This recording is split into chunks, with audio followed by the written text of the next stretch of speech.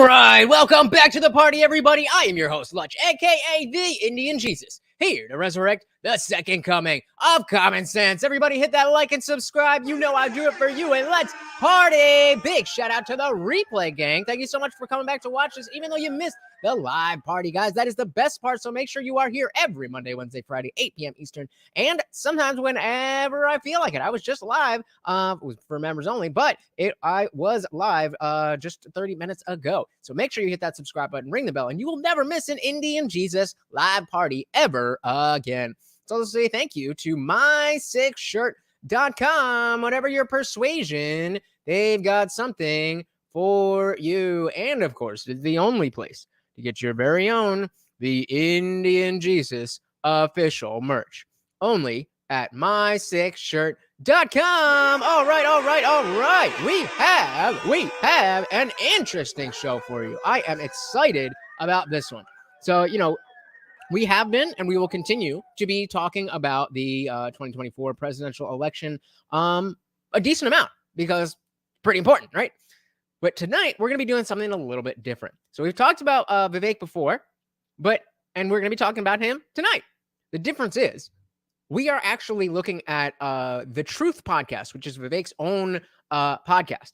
And so what I'm really looking at is how does he manage when he is running the show, both literally and metaphorically, as a, very small YouTuber, both, again, physically and the size of my channel. I have a little bit of insight into, how to run a show, how to drive a conversation, how to keep a guest engaged, and how to keep that show interesting. And so he brought on, I always forget how to say her name, Chaya Rachik. I apologize. Libs of TikTok. You guys definitely know Libs of TikTok. So I skipped a little bit where they were just kind of talking about, how did she start? And, basically the story that you would think of. She was out of work for the lockdowns, got bored, went on TikTok, started seeing all this crazy stuff, and then just started posting it. So with that said, what we are looking at tonight is, can Vivek be a strong leader? If he can't even run a podcast well, then he certainly cannot run the country. I mean, doesn't mean that because he can run a podcast that he can run the country, but it's definitely a good starting place.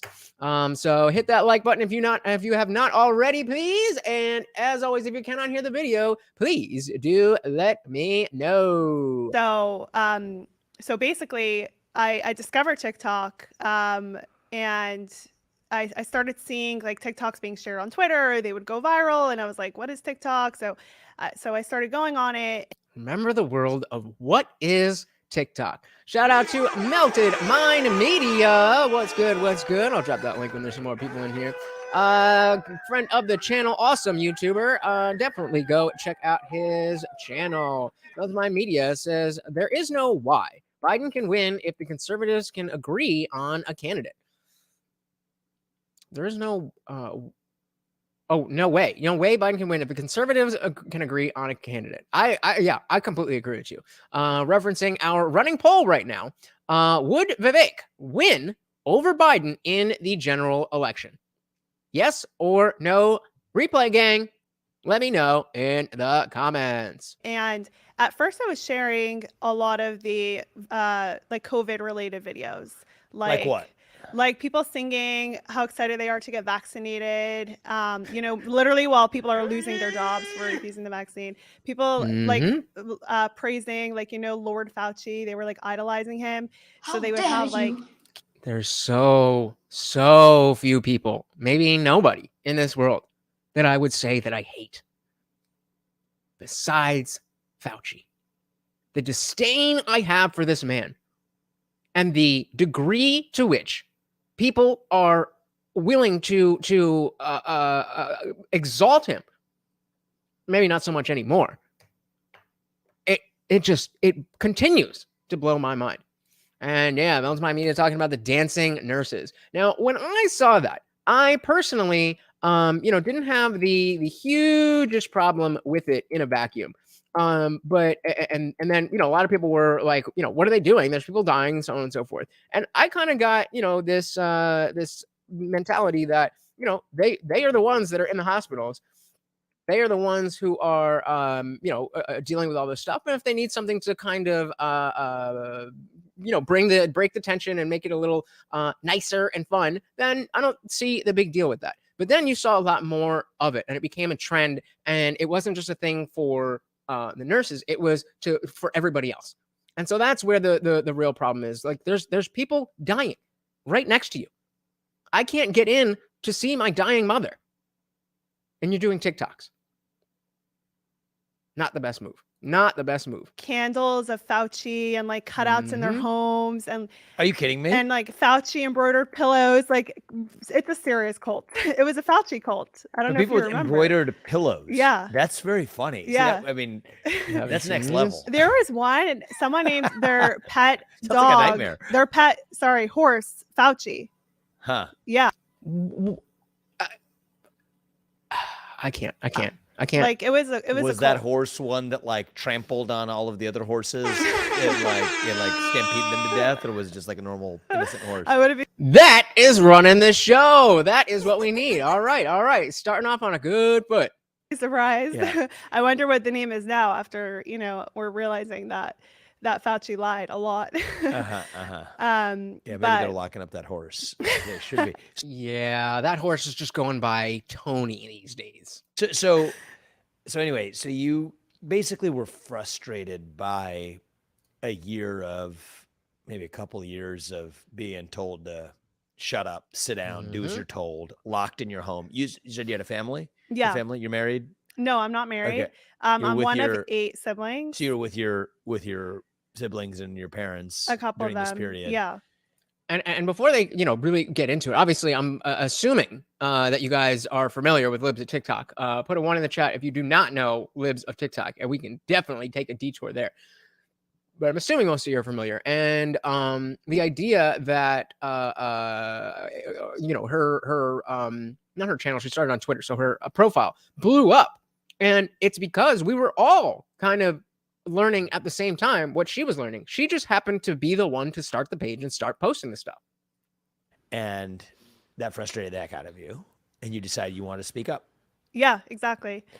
And so you opened up a TikTok account and started posting other people's videos. They're not even videos you made necessarily. Right. And they just started taking off.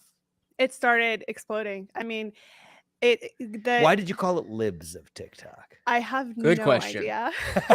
Literally, yeah. It literally just came to me. It's such a sticky and catchy name. I know. So you just said Libs of TikTok. It's just like yeah. It just came to me. Because so a little bit of a lackluster answer, but it is what it is. But good question. Good question. People talk about owning the Libs and other. It wasn't even. I was like, look, these are all Libs who are making these videos. And they're it's like videos on TikTok. So it's just like Libs of TikTok. Okay. And it was just so catchy. So videos of liberals on TikTok was your whole account theme. Yeah. I didn't spend $10 million in brand marketing and nothing. No think tanks, just word of mouth. Word of mouth. That is how these things grow. So I'm going to ask you guys a huge favor, and please share this with someone you want to party with. Just take the URL and plaster it everywhere. There's a share button. It's so easy. It's 1 click, and it helps out so much. I also want to thank you guys who have subscribed recently. I know I ask a lot for subscriptions, but you guys have been doing that, and I really, really appreciate that. It does help. Thank you so much. Decision on Libs of TikTok. Okay. And then these things just started taking off. Yeah. Okay. So I think it was very entertaining. It was also very enlightening because I think a lot of people felt the same way I did. And then they were able to really resonate with the content. We got Libs of TikTok known nationally was when I started posting the other types of content. So I started veering away from the COVID stuff. COVID was basically ending in a lot of states.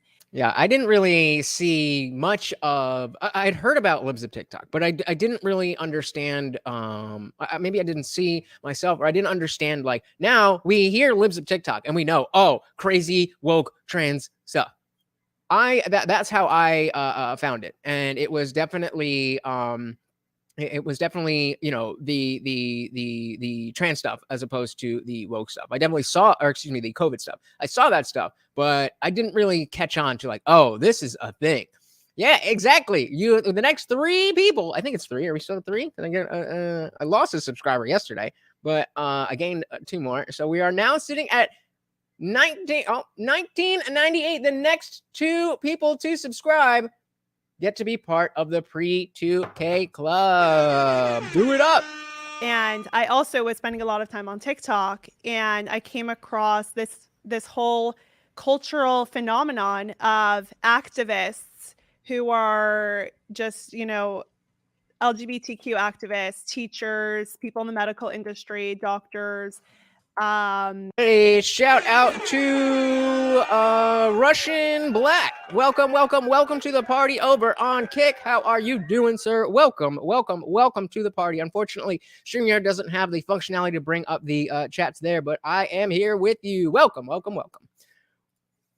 All these types of influencers, and they were basically, it appeared to me that they were pushing this sexualized agenda onto kids. So I started sharing that type of content, and that's when it really exploded. And what about, I mean, like, you explained what sort of moved you. It was very first personal on the COVID restrictions. Good question. What gave you the motivation to then take this set of issues on? I think it was just, so I don't have any of my own kids yet. And I also never went to public school. So I think for me, it was less personal and more just the shock factor. Yeah. And I'm like, how is all this happening? And nobody's talking about it. Yep. This was before, you know, we're going back 2 years. So I mean, people were talking about it, but it was such the people who were talking about it were, you know, adding a lot of commentary, and it was very controversial. And so the people who knew about it. But what she did by just not adding any commentary, not adding any editorialization, just being like, look, that is what I think allowed, you know, her to, or at least her page to get a lot more popular, because there was no like barrier saying that, you know, this person is this bias, or she's saying that because of this. It's just like, no, these are like, this is y'all. Before everybody started tackling these issues, nobody's talking about it. I'm like, do people even know this is happening? Like, I wonder if people are just unaware. And I was like, this is absolutely insane. This is crazy. This is dangerous. And I just knew that I had to start sharing it to show people. And, you know, from what I've seen in our schools in terms of the sort of cultural indoctrination, you know, there's a couple of strands to it. Is one are the vestiges of critical race theory, of being able to teach young kids that they're oppressed based on the color of their skin, based on their genetics, that whole strand. Then there's the version of that bleeds over into some of those genetic factors are sexual in nature, you know, whether you're gay or not. And then you go into the modern trans thing, which is a whole nother fixation altogether, that then just started getting into outright sexual content that they're foisting onto kids at an inappropriately young age. Yep. And we can already see, remember, the point of all of this is not just, hey, what are they talking about? I want to see, how does Vivek run the show? How does he run the show? So he clearly is not super familiar with Libs or TikTok, because he's, you know, asking the types of questions like, oh, you started on TikTok, which is, you know, obviously it's fine. But those are the types of questions that you do want to ask. And when you are able to drive a conversation a little bit better, then it's going to be more enjoyable. Which of those were you kind of focused on the full spectrum, or more on the LGBT stuff and less on the race stuff? So it is more in the LGBTQ stuff, but it's everything. So it's basically anything, any insane wokeness happening, not just in schools, but in hospitals, in institutions and companies, you know, anything that is basically affecting our culture that I think needs to be called out. Yeah. And so that just started getting under your skin a little bit. And again, you're a little bit, like a lot of it. you're posting just videos that are already out there. So sort of like a news service in a certain way. Yeah, exactly. And you became a news service. Yeah, I view myself as a journalist. And how do you... And better than most of the ones we have out there. Better than most of the ones we have out there. Because as much as, editorialization has become kind of the norm for how news is told, that isn't the best way for things to permeate, as we can see through her profile. How did you get that content? By what was your sourcing mechanism? They just put it out there, bro. They just put it out there. You don't have to go seek and find it. They are specifically trying to show it to everybody. Hours a day on TikTok. Yourself? Yes. Good. Yeah. On TikTok? On TikTok. And so the content you're getting, is it generally other people who are similarly upset about it and putting it on TikTok? Or was it in some cases people who are boasting about it? So this is what I mean, that if you don't know, like you have the Libs of TikTok woman across from you. So you can pretend that you know what's going on, or you can be a little bit more humble. I mean, hey, I don't know what's going on. Why don't you tell me? I'm liking it. I'm liking it so far. And putting it on TikTok. Mainly people boasting about it. Mainly people boasting about it. That's remarkable. Yeah. Because I think one of the things that I've noticed happening in this debate, and I think that's maybe what makes your case pretty interesting, like I kind of want to get into this, is the dynamic, and you might have seen this, right? I'm more in the political world now than you are, but the dynamic is if, someone on, broadly speaking, the right is talking about critical race theory, or in a technical sense, the vestiges of critical race theory in schools, or talking about the trans indoctrination in schools, the response from much of the center left is they're uncomfortable with it too, but they don't want to admit that because they've got a political label that says they're on the left or they're Democrats. So their other move is, instead of... I mean, he's spot on. He's spot on that the silent majority is not comfortable with this stuff. But we have to play the team, and we're supposed to be in favor of this stuff, right? Yeah, no, it's totally fine. Yeah, I like it. We let's bring a drag queen in here. When really they're like, hell no. Oh, hell no. Comfortable with it too, but they don't want to admit that because they've got a political label that says they're on the left or they're Democrats. So their other move is, instead of taking that concern seriously and saying this is crazy and we shouldn't be doing this, is to say, look at these crazy people on the right making up something that doesn't actually exist. So we have a manufactured hysteria, a manufactured outrage. That's the term they usually use, is a fake outrage, manufactured outrage. And then that becomes the whole MSNBC talk track, is don't talk about the underlying issue. Instead, talk about how it's a projection of something artificial that's made up. That's the easy way out, because if you actually try to address what's going on, then you're going to lose that battle. Because whether or not trans people have existed and Two-Spirit this, the fact of putting books like Genderqueer, The Bluest Eye, Just the Tip, ABCs, all these books that we keep a list of so that we know, hey, this is really happening. Look up this book, look up that book, look up that book.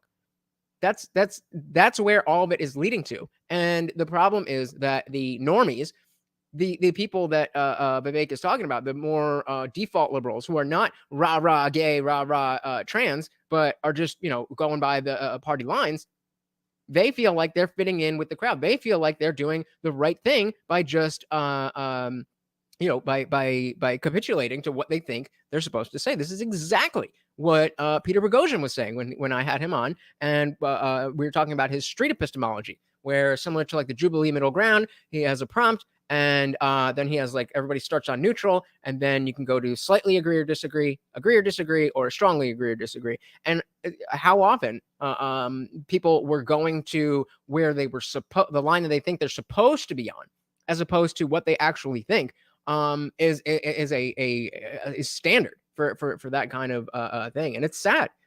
Meltdown Media said the silent majority is becoming louder, but is it too late? Is it too late? Good question. I say no, it is not too late. I think that's actually, let's go to, let's put that to a poll.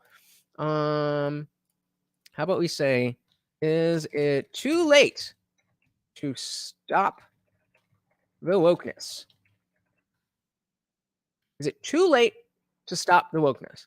I don't think it is. I think that like just the last stream on, I don't know what day it is, whatever 2 days ago, whatever that was. I was being questioned on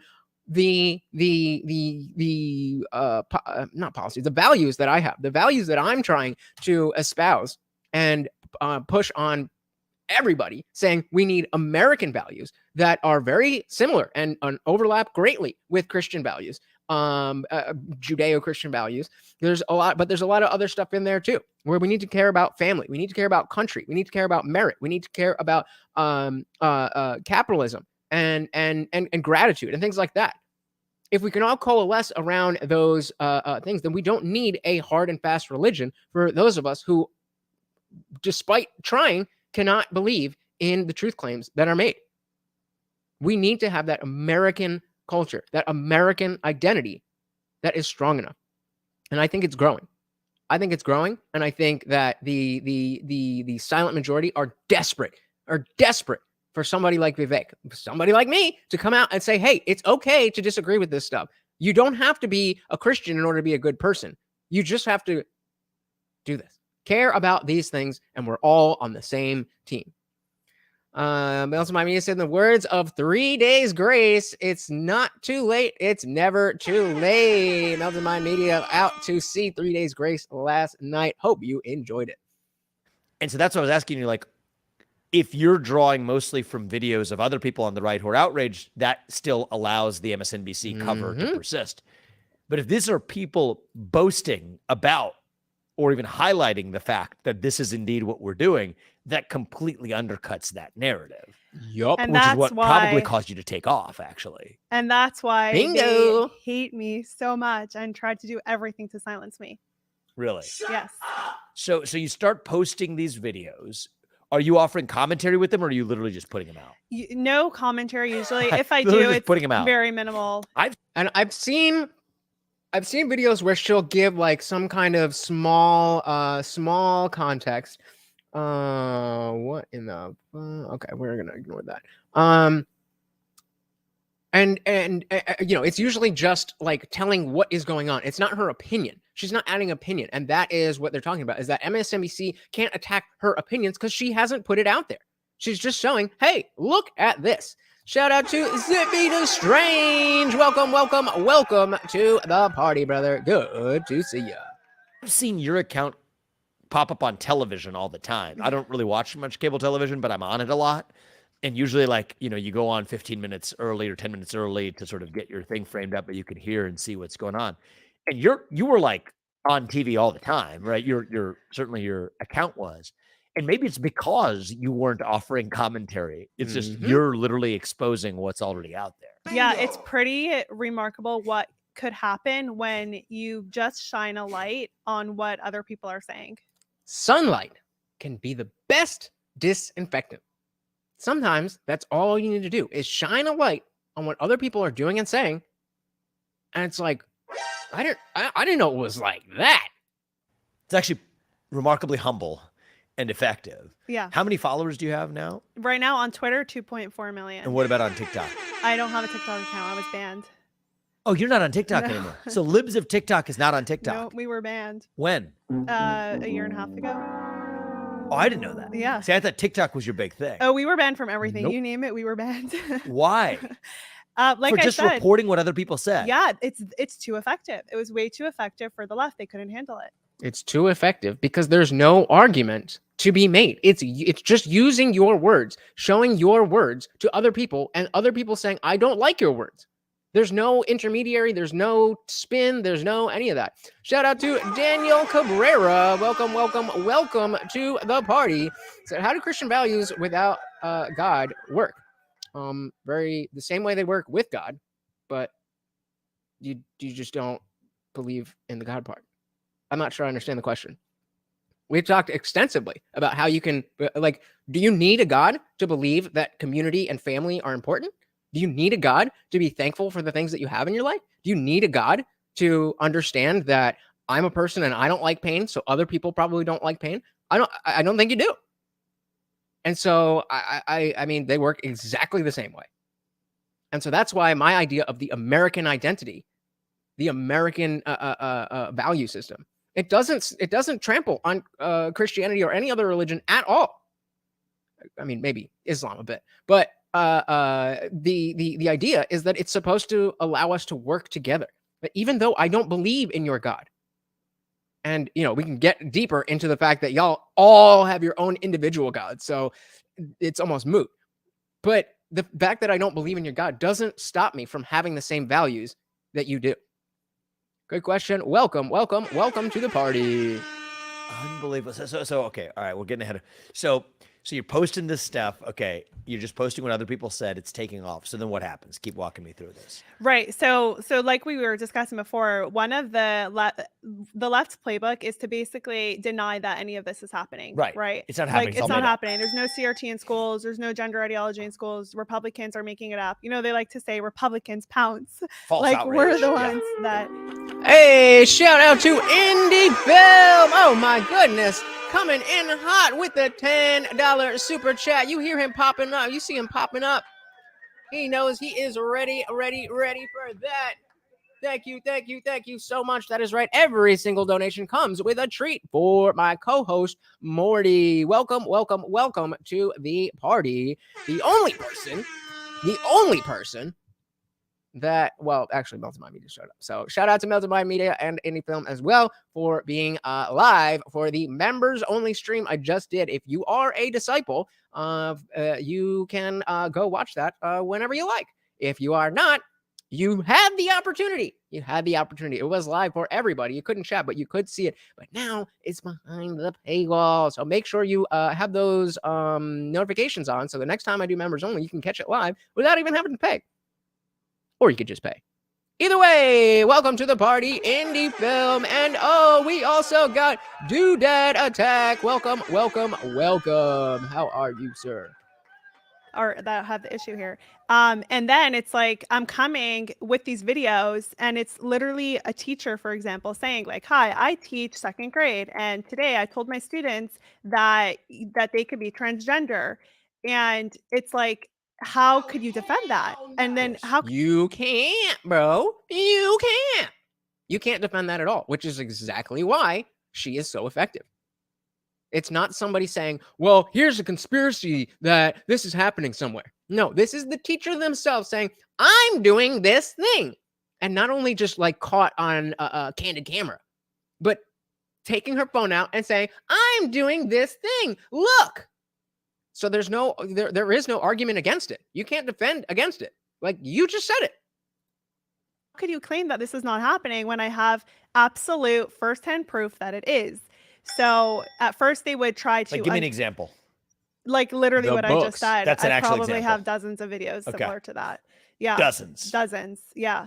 So this isn't some one fringe example somewhere that you're making up that you might have paid them to do it so that you could have a story. I mean, that's the left wing narrative. That's one of the accusations that the far left used to use for me. They were like, oh, she's cherry picking, or it's just fringe manufacturing. But it's like, you can't say that if we're 2 years in to Libs of TikTok and every single day there is new content. And she's not exaggerating. Not like every day, like, all the time. Every single day, multiple pieces of content. So it's not some anomaly. No. This is y'all. This is what you guys are putting out there. That aligns with that. So how can you say that I'm cherry picking and it's fringe? It's like, this is so common, much more common than anybody could ever believe. So, yeah, I mean, for example, we had there was a video that I posted about a teacher in California, and oh God. A teacher in California. We already know this is going to be bad. It was like a sort of a conservative area. And she basically was saying that her students, they were pledging allegiance, and her student said, but there's no American flag here. I remember this. I specifically remember this one. Well, I mean, I guess she's telling the story, so let me just let her. And she was like laughing about how she like hid the American flag because she didn't want it in her classroom. And then she told them that they could actually pledge allegiance to the Progress Pride flag because that was hanging proudly in her classroom. Proudly. Unbelievable. Insane. When was this? This was a little over a year ago. and she was actually fired the next day. The community came to the school and they put little American flags around the whole property of the school. Like they stuck them in the grass. Based. So that was a really big story. Obviously it was good to see that the school took action. It is good to see, because it proves exactly what we're saying about the default liberals who kind of just go along to get along, that as soon as we have enough to turn the tide, well, they're just followers. They're just lemmings. They're just going to be like, oh, okay, I guess this is what we're doing now. So we just have to coalesce, come together, understand our values, disregard the differences that don't matter to the larger societal woes. Whether or not I believe in a God or not is irrelevant to both of us wanting to stop the left from sexualizing children. So, I mean, it's that simple. It's that simple. We have to come together and change the culture. But that's the type of thing, and that wasn't a one-off. There was another video I posted just a couple months ago of another teacher saying that she told her students to pledge allegiance to the Progress Pride flag. So this is something that it's not fringe, it's not cherry picked. This is something that's happening in basically a majority of school districts across the country.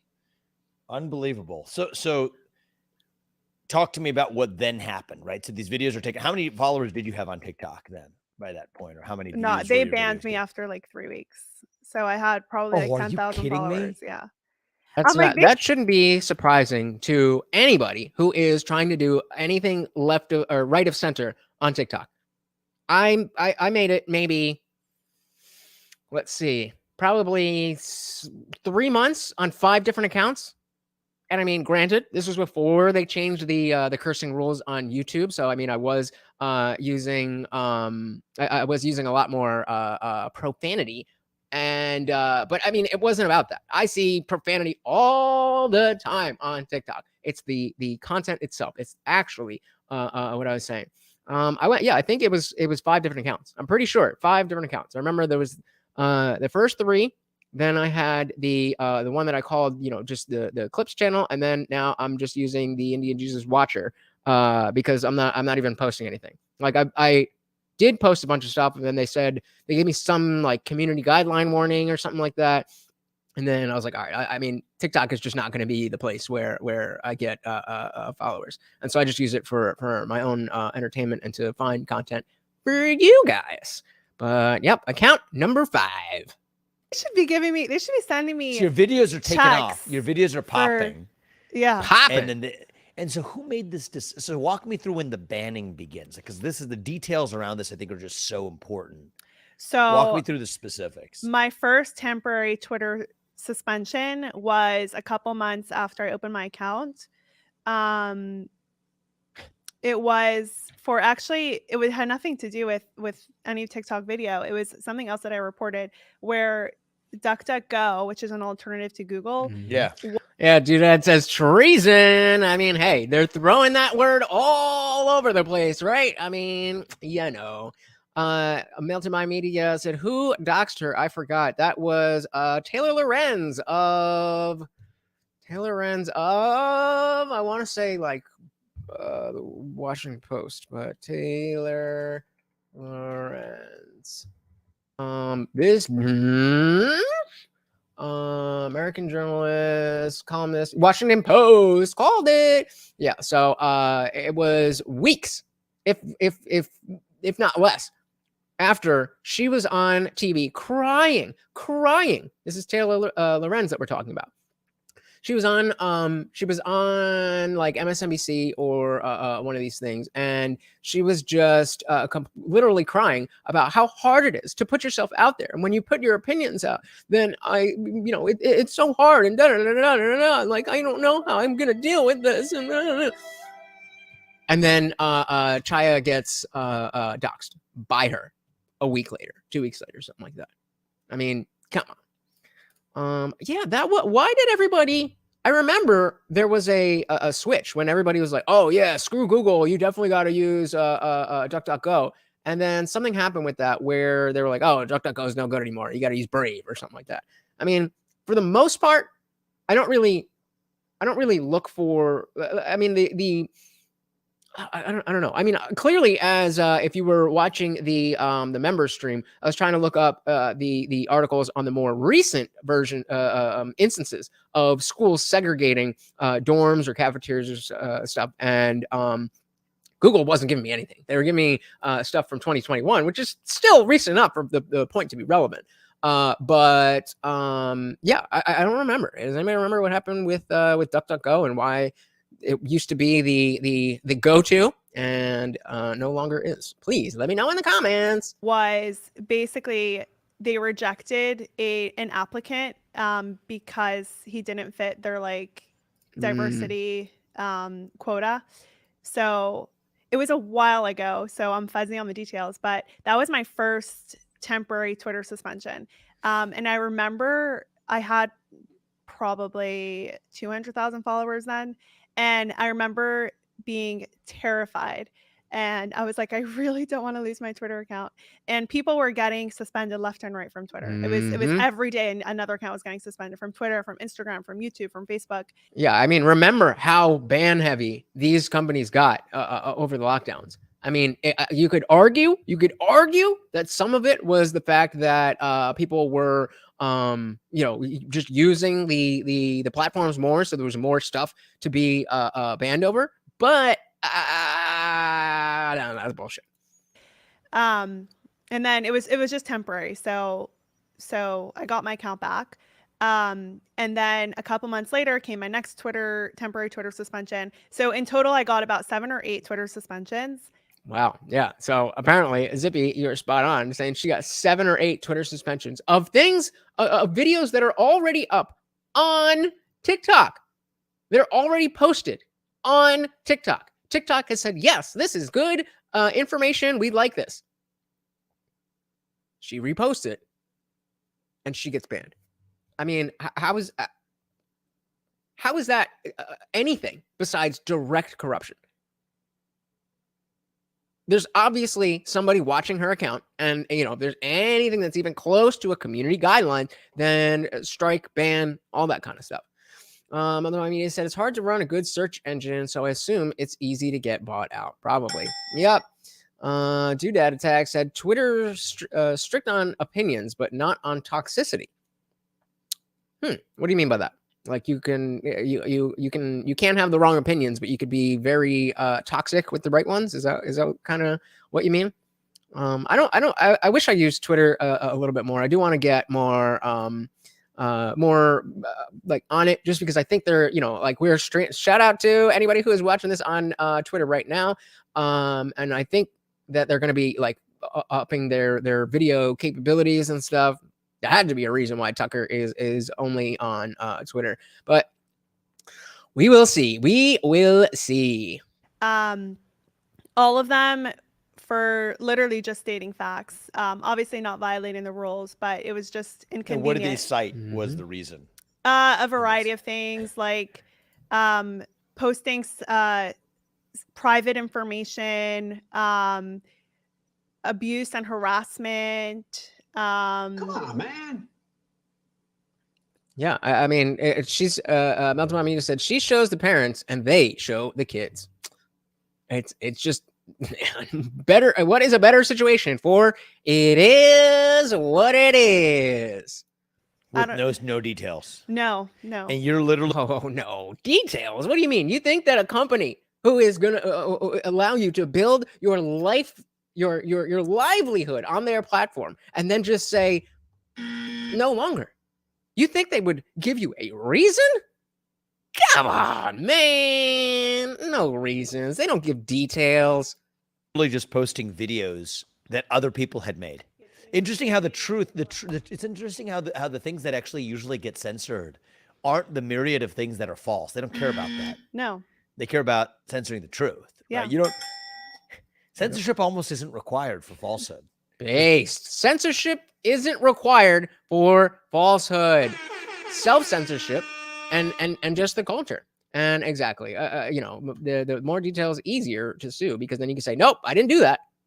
But so they just say, oh, something went wrong, and you committed, you crossed the community guidelines or something, and then you just got to deal with it, and that's it.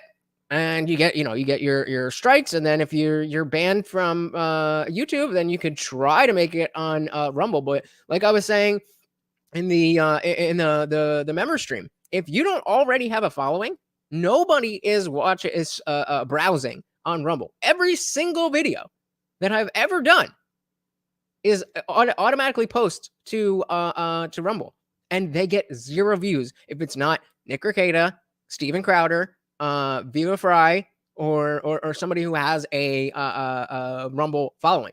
And I don't really cover Rekieta or Viva, so and I've stopped really covering Crowder as much lately since he went through his all bullshit, and so it's tough. So that's exactly why, shout out to, I don't know if Russian Blatt is still there, but shout out to anybody on Kick. Please say hello. You are very, very much appreciated. Zippy says communism guidelines. Yep, that's exactly, they are dictators. That's exactly what they are doing. Because most people are able to sort that out for themselves. I think the fear isn't that people believe what's false. It's that they might actually believe what's true. They'll censor whatever's a threat to their agenda. Yeah. Yep. So what do you think that agenda is? You know what? I'll be honest. I don't think they fully know. I think I think I'm with you on that, actually. So am I. They don't know. They're just trying to push back against the values that we have. They don't have values of their own.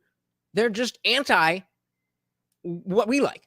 And what we like is values that create a stable society that can grow and flourish. I don't know if they really know that is exactly what they're doing. That they're just saying, let's look at the people who are trying to do best for society and just oppose them. I'm sure that's not their intent, but that is exactly what they do.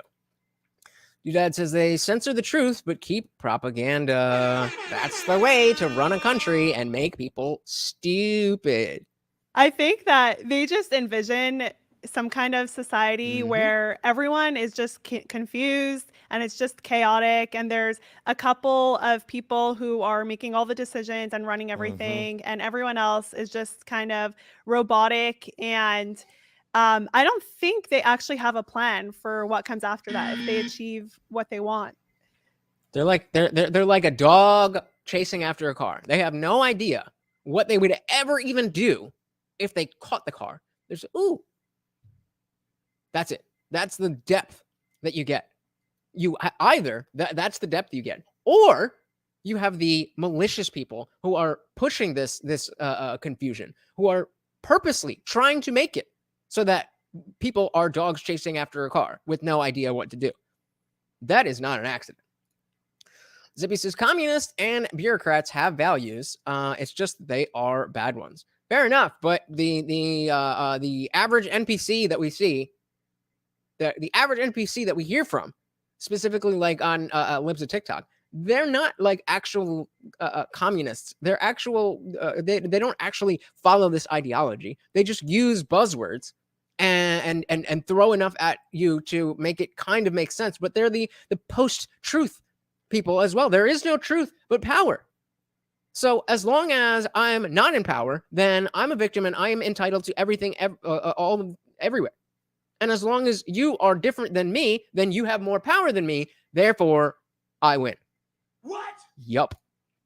Multimedia said some want chaos and some want rule over the rubbles of the aftermath. Well said. Well said. And what they have in common is that either way, they've got to tear down the hierarchy, the structure that we have now. Because the hierarchy and the structure that we have now is based on merit, is based on capitalism, is based on the family unit, is community. All of these same values that keep coming up, whether or not you believe in a god or gods. Those are the values that have kept us all together, that has kept this country what it is. And we've lost that. We've lost that. I do see a resurgence. I do see it coming back. What do you want, Morty? What are you doing? Zippy says they are bureaucratic. The system can do no wrong as long as it's our system. Yep. Yeah, exactly, my media. Nuclear family, Western values. I mean, it's I hesitate at the Western values part, because if we're talking about Western values from even the 1960s, 1970s, 1980s, 1990s, then yes. But what has become Western values is kind of moving away from the nuclear family. And so if you want to talk about classical liberal values, if you want to talk about Enlightenment values, then we have a context to see where the Western values are the values that are in the West, of being independent and don't need no man, and simping, and all of that stuff is part of the culture. It is part of the values now, which is not a good thing, which is why we need to change it.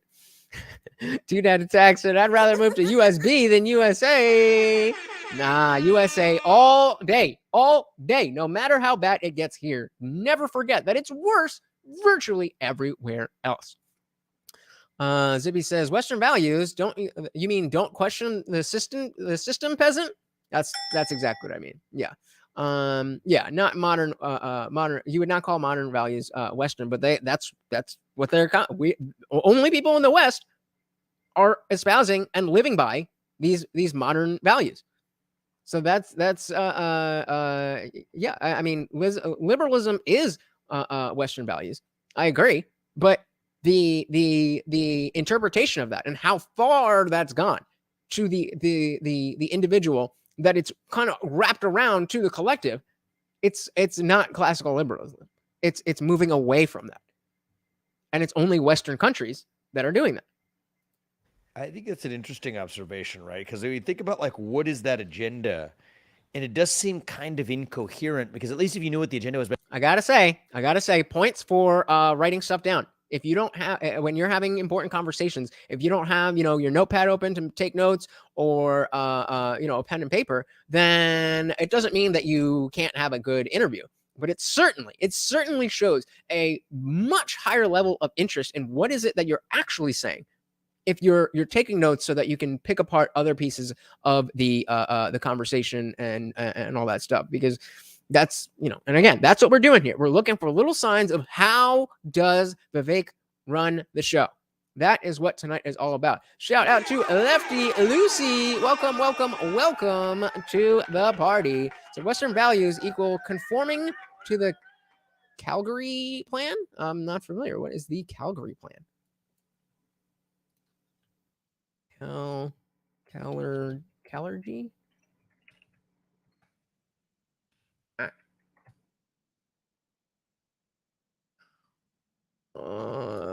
The Callergy plan. Callergy? Sometimes I can't say that. It's a far right, anti-Semitic, white G-side conspiracy theory.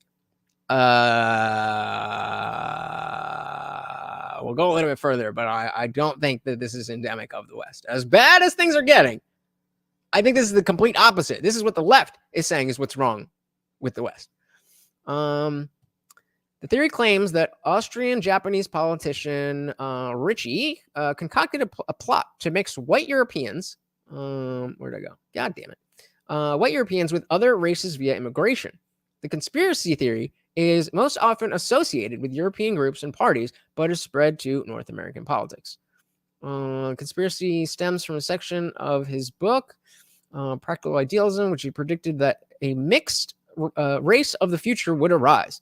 The man of the future would be mixed raced. Today's races and classes will gradually disappear, owing the vanishing of space, time, and prejudice.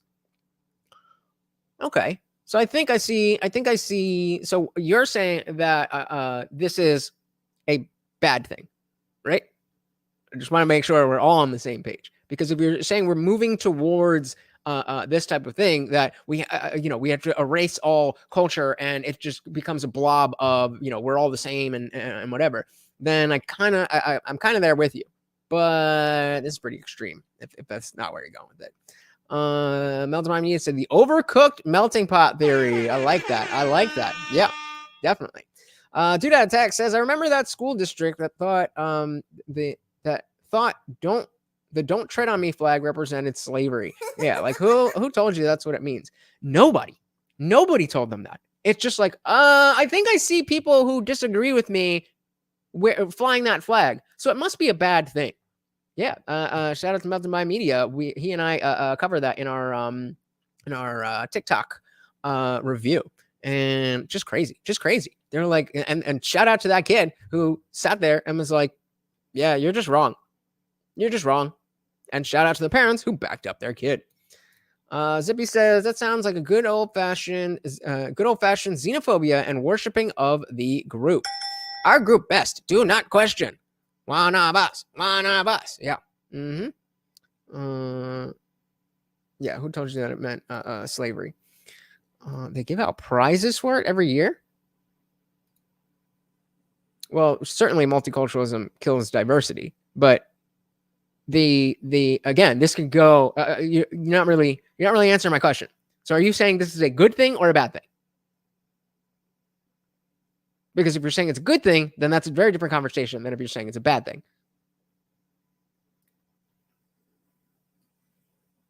But I think you're right. I think it is actually disorder. Yeah, exactly. It's not that they're trying to enforce one orthodoxy. I don't think they particularly care. Nope. It's just they have this, and we need to get rid of it. Okay, so Lucy's saying it's bad. Okay, so then we're on the same page. So if so what do you mean by they give out prizes for it every year? And then with multiculturalism kills diversity. I think it depends on how strong of a focus. When we put multiculturalism at the forefront, then it's going to kill diversity because it's going to homogenize the group. It's going to take value away from the individual, and so that's where the diversity dies. We want diversity of thought, diversity of culture, not just diversity of colors, but diversity in general is not a bad thing. It's just that the way they use diversity with like DEI means diversity of places. Gotcha. All right, we're all on the same page. Thank you. For the racial hierarchy any more than they do to the sexual indoctrination, any more than they do to the climate cult or religion. Nope. Any more than they do about Ukraine. Yeah. It's just, broadly speaking, a form of chaos and disorder. It's a direct refutation of the notion that America is a great country, that classical liberal values are good, the fact that that we want a melting pot. All of those things, it's a rejection of that. In the same way that I'm an atheist, so I reject the claim that there is a God. I don't believe that there is no God. I don't believe that there is a God. I'm saying I don't know. So I am not taking a position on that. And so with the woke leftists, they're saying we don't have a position. We're just not for what you are. It's childish, really. Lisa says the prize is for rich people who help the Calergy plan the most, i.e. help immigration and promote displacement. Yep, that's right into DEI. Is it Calergy or Calergy? Zippy says multiculturalism is not a problem. If your rules respect the individual, the West never respected the individual, don't blame the fish dying when you're taking it out of the water. Yeah. So that's exactly what I was saying, is that when multiculturalism comes before the rights of the individual, then that's when when you got what Lucy is saying, that it kills diversity. But as long as we maintain that the individual is the ultimate the core of where these values, not the group, that yes, we want individuals to come together, but we don't want to force that, because we want it to be organic. In the same way that they're forcing the changing of language, which should be organic. If you are talking about something in an appropriate way, then the language will evolve organically. You don't have to wag your finger at people and talk about pronouns and da-da-da-da. And I was just watching something that I'm probably going to cover on members only because I don't have too much to add to it except like, look at these idiots. But we've seen when to like an atheist channel that I watch a lot, and they talk about trans stuff. It's like they just slip right into the dogma that their entire platform is meant to push back against. It's not religious dogma, but it's dogma nonetheless. And so, especially when you're talking about people who call themselves skeptics, then it's like, well, it's right here. We have the answers. It's in a book. It's like, bro, that's such a simplistic way of looking at this. And yes, there is an aspect of conspiracy to say that, you know, our institutions have been captured. But unless you prove otherwise, then I think it's reasonable to say that conspiracies do exist, and this may very well be one of them. And if you don't think conspiracies exist, then what do you think 9/11 was?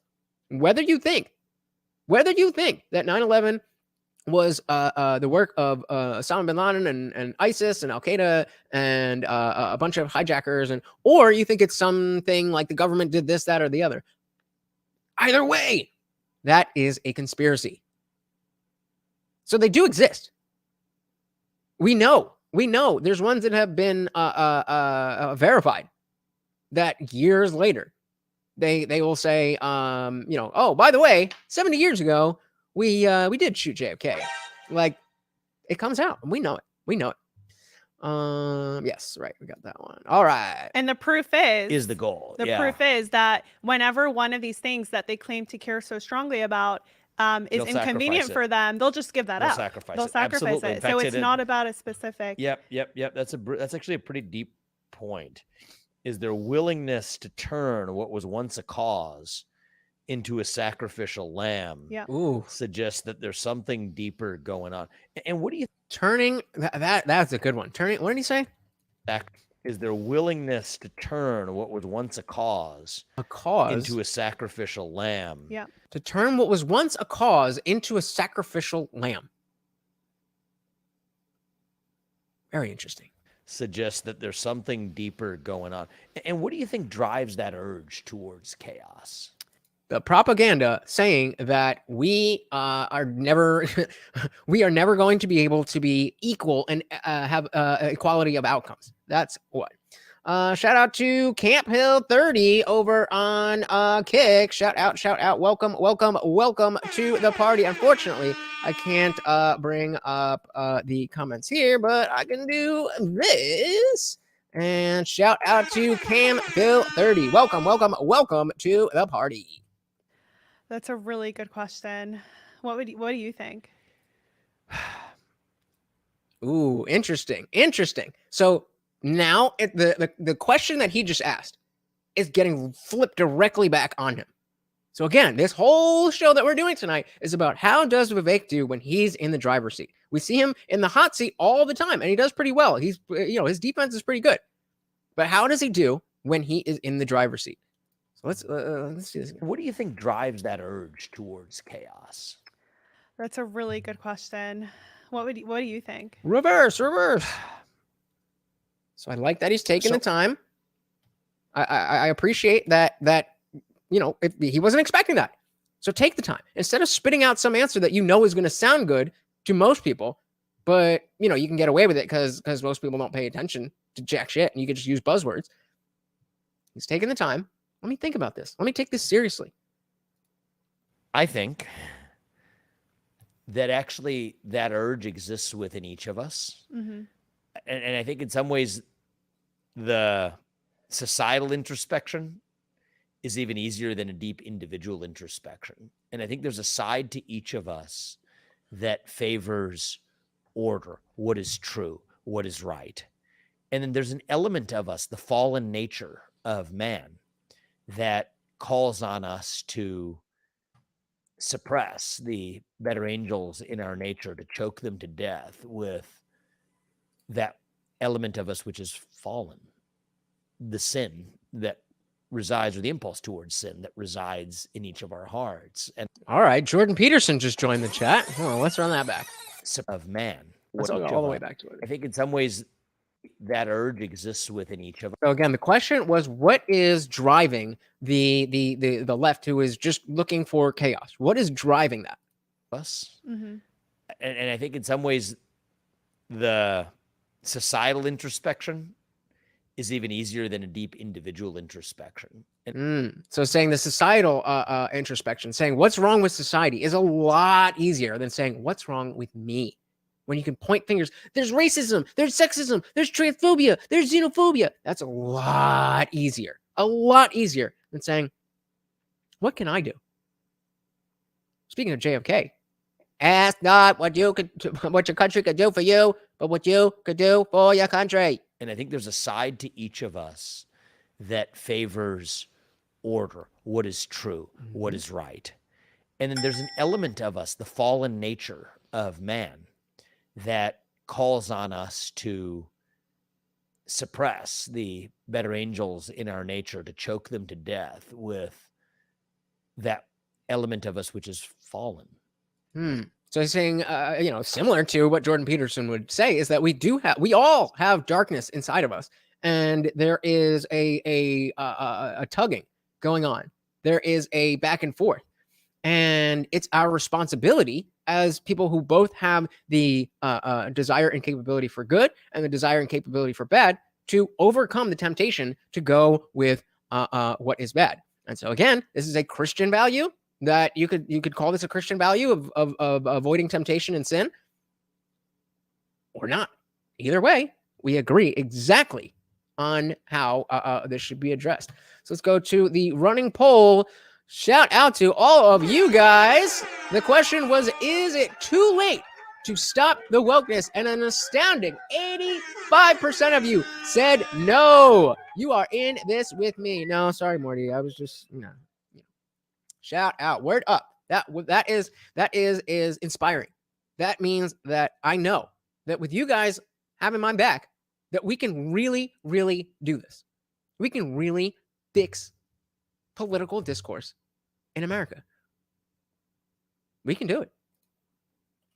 The sin that resides, or the impulse towards sin that resides in each of our hearts. And I think that there's a kind of spiritual warfare that is eternal. And I think that by suppressing that reality in each of ourselves, or at least the willingness to introspect and engage with that, when that becomes suppressed, it then finds its way out into the societal sphere, where you have groups of people who allow that element, chaos, disorder, that which is wrong, to roam free over that which is right and true. And so where does it's a weakness. It is a failure to live up to your human potential. And excuse me, we know what humans in general, what humans are capable of. We don't know what every individual person is capable of, but we know that together, if we all work on the individual and make sure that when we come to the part of saying we need to band together and be a collective, be a community, that we have individual values, individual identities to then feed into that community, not the other way around. Does it come from? I guess it is from the loss of, please don't say God. Please don't say God. Traditional religion. I was Faith. going to say God, yeah. Yeah, God. Now, I to be honest, I don't disagree. But it's this that it's not finished. Because we don't need traditional religion. But we do need something to replace it. So, half credit there. Because it absolutely is the fact that people are not following religion. But you don't need to follow religion in order to have a set of values that we're talking about. The American identity. We are going to make it happen, guys. I mean, I think. Put a 1 in the chat if you think we can build back the American identity. Because the loss of God, I personally don't frame it that way because God's Belief still in there. God, yeah. But loss of the belief Yeah, in God, Yeah. I think is probably pretty close to the target. Yeah. Pretty close. Indeed, it is pretty close. You have not hit the bullseye. Shout out to Melted Mind Media on this ride. Let's do this. And I like that. I think it's pretty close to the target. Because again, you don't need religion in order to be a moral person. You don't need religion in order to have values in your community, in your family. You don't need it. Maybe today there are people who would not be able to do so without their religion. But I'm talking about moving humanity forward. The children who are young kids today, if they are not indoctrinated into a religion, that is not saying that they will necessarily be the millennial and Gen X leftist, wokest people that we see today. That is not a direct connection. The direct connection is not having a value system that we impart for everybody. Whether you're Muslim, whether you're a Christian, whether you're atheist, whether you're anything else, if you're in America, the way that we do things is that we care about those same things: family, community, country, merit, capitalism, gratitude. That's all we need. We all just need to agree that's what's up. And wherever we see it, we clap it up. And whenever it goes against that, we say F off. I will say that to me, Are you religious? Yeah. Yeah, exactly. So he says religion merely killed and maimed to keep you in line. So there's that. Exactly. That cannot be the finished answer of how does humanity reach its peak. It cannot be this. It cannot. Rather than the religion, structure is the thing. Exactly. Zippy, you get it, brother. You get it. I am. Okay, yeah. Yeah. A lot of times it feels like the people that are pushing this agenda, the teachers, the doctors, the psychologists, the activists, it does feel like a lot of times they're following a script and they don't even really know what they're doing. They're just going through the motions. No, and I mean, this is the same thing that we've just been talking about. But yeah, it's just doing the thing, what is the next thing that I need to do to make sure that I'm still on the right team, on the right side of history. I'm so worried about being on the right side of history that you are creating the incident that is bifurcating the right side and the wrong side of history. The irony. Going through the motions, and they're just following what they're like zombies, actually. Exactly. Yep. It kind of feels like they're brainwashed. Well, they're sort of like zombies. Kinda. It kind of feels like they're brainwashed. They absolutely are unequivocally brainwashed. Yeah, they're like every sort of fictional epic drama has a version of this, the Game of Thrones, the whites or whatever, the people who are just, hollowed out husks, dead bodies walking around being guided by some sort of deeper force, causing them to be the instruments of whatever philosophy they're purveying, which isn't even a philosophy. It's just a mechanism for implementing disorder. Yeah. Mm-hmm. And if you remember, the whole idea with The Walking Dead, which is, again, if you're not familiar, a show about the zombie apocalypse. The whole point of that show being called The Walking Dead was not to determine that the zombies were the Walking Dead, but it was the people who didn't have anything except survival. And so they didn't have what we would call life. They didn't have a life. It was just survival. So the humans, were the Walking Dead. Zippy says structure can emulate religion, minus the dogma and the insanity that's created the farther you get from familial units. Absolutely, yeah. This is my whole thing. That absolutely it can. I'm thinking about the emulate religion part, and I don't necessarily. I mean, I'm nitpicking here, but I don't know that I want to emulate religion. I just want to achieve the good things that religion does. Absolutely, there's good values. That's why that's my position. But I don't necessarily feel like I want to emulate that. I just want to do that, but better. But nitpick. And I think that makes it easier to identify the cause, which is the fact that they're hollowed out husks. Mm-hmm. The hollowness is the cause. Bingo. And I think that's something I sometimes talk about in the campaign trail, is that we are substitution theory. If you don't have God in your heart, if that God-sized hole is going to be filled by something else. Agreed. Which is why the fact that exists that many people do not have God in their heart, and so there needs to be a replacement. There needs to be a substitute. Otherwise, these empty husks of zombie people will do exactly what they're doing now. They will turn inward and just the self, me. How can I be happy? How can I get immediate gratification for this right now? I don't care about the future. I just care about being happy, feeling good right now.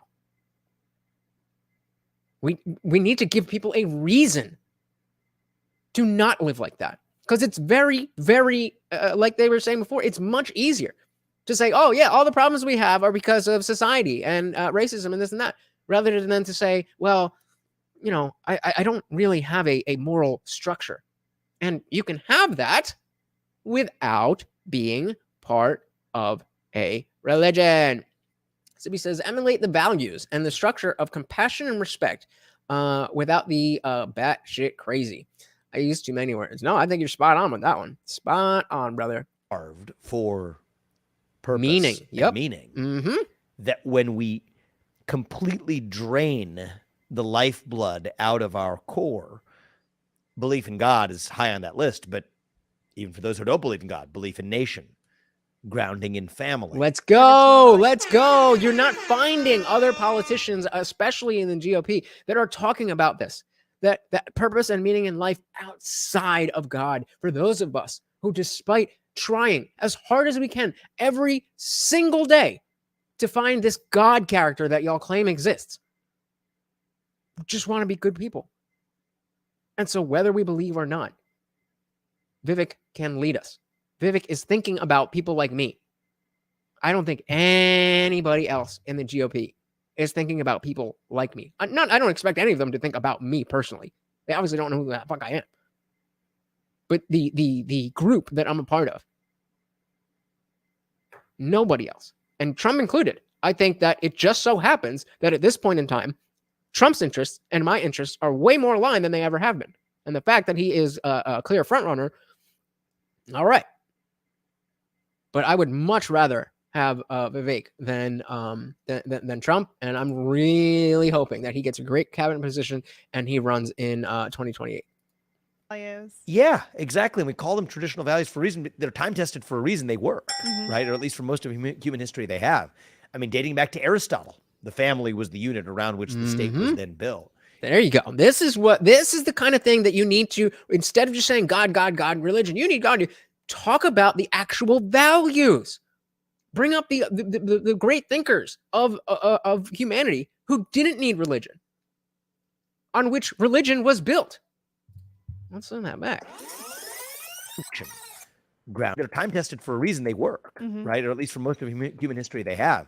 I mean, dating back to Aristotle, the family was the unit around which the state was then built.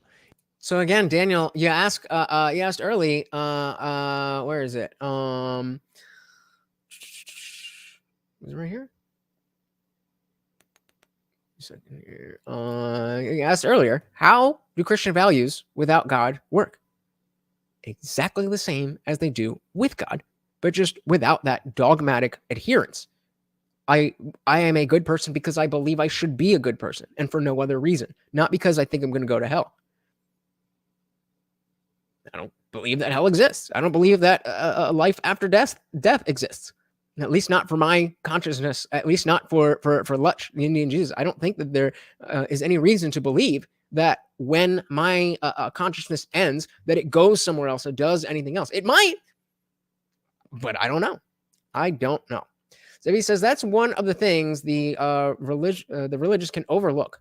They say God, but mean a structure grounded by the family. Bingo! And this is why we need to stop using religious language where it is not necessary. Because in the same way that the religious can overlook that and kind of just use God as, wherever it fits, the problem is that other people are listening. Other people who don't have those beliefs, but share your values, we feel like we're getting pushed out. We feel like, well, all right, you can come along. We're not really, you're not really part of the club, but you're not one of them, so you can come along. That's what it feels like. And I mean, crowning a river, I don't need politicians to make me feel nice. But a lot of other people do. That is what unfortunately, a lot of people need politicians to tell them that they are allowed to, be a normal person. I don't know. Zippy said, well, a good person as long as you act like a good person. Yeah. God is a very strange catch-all. I mean, comment of the night. Comment of the night so far. God is a strange catch-all. Cheers to that. Individual self-confidence is still part of the foundation that comes from the family. When these things are gone, something is going to pray and fill that void. Yeah. And that's, you could view it. It's going to be leftism. It's going to be wokeness. It's going to be hedonism, something along the lines of people only caring about themselves, and which leads them into leftist politics. It's going to be that unless those of us who understand how to create value, whether it is from reading the Bible and getting closer to that, whatever else in religion, whatever that works for you, or again, as long as I have these values coming from here, you have these values coming from here, but we're at the same place. So why are we fighting about the difference when there's a whole other group of people? Well, we're here. They're way out there trying to trans your kids. But I'm terrible because I'm an atheist. And theology is, that's what Satan is all about. But you could even view it in the context of modern cultural warfare. If you don't believe in God, you're going to believe in climate instead, right? That's not necessarily true. That's not necessarily true. The only reason that is going to be true as of right now is because there is no alternative. We need an alternative. If you don't believe in the true equality of man, because we're equal in the eyes of God, made in the image of God, as we say in the tradition I was raised in, God resides in each of us. If you abandon these beliefs, then you start seeing one another as in inevitable and inextricable power relationships with one another based on our genetics. And this is the same trap. Now, he's a lot better by saying, close to the target and something like that, and something like a God. He's getting closer than anybody else. But he's missing a step. It's not just you get rid of God and hedonism happens. It's you get rid of God, and then people are searching and they don't find anything, so they look inward and start just being hedonistic. It is our responsibility, the ones who know better, to put out the values that we wish to see. Be the change you wish to see in the world. And guess what? God didn't say that. That life is nothing more than the aimless passage of time, adjudicating these invisible power relationships. It's going to have to be some other comprehensive worldview that fills the void when you actually lack the time-tested ones. The American identity based on family, community, gratitude, merit, and capitalism. What's wrong with that? Zippy said, why is he trying to anchor his train of thoughts on a wizard in the sky?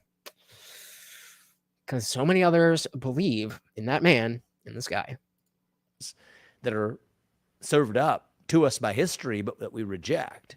And so I think that's what's mostly going on. I can't agree more. And it does, you're right, it does feel like it's a spiritual warfare right now. We're in a spiritual warfare. It is, and I don't think it's one that mostly politics is going to fix. Well, it depends on if you're including the culture aspect of all the stuff that we talk about. If you consider culture as a part of politics, then I disagree. But if you're separating them, then I do agree that politics is not going to fix it. Actually, no, and you know what? I say this a lot. I don't think most of what I talk about on my account is really, it shouldn't be political. Like, I don't understand why it's a political idea to not chop off the breasts of young, confused teenagers. Crazy. Why is that political? Well, because some people see the normal standard life of not chopping off your breasts and dick and whatever else you have or don't want. And they see that. And it's different. And so different is good. That's it.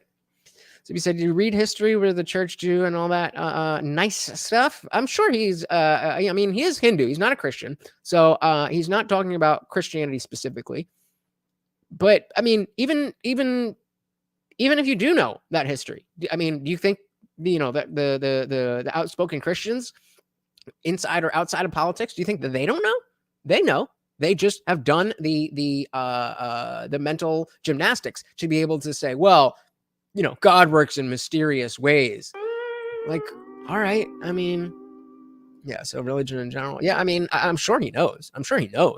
But it's just that everybody has seemed to come to this place where it's like, okay, well, clearly, so far, without God, then people go to something bad. Therefore, we need God.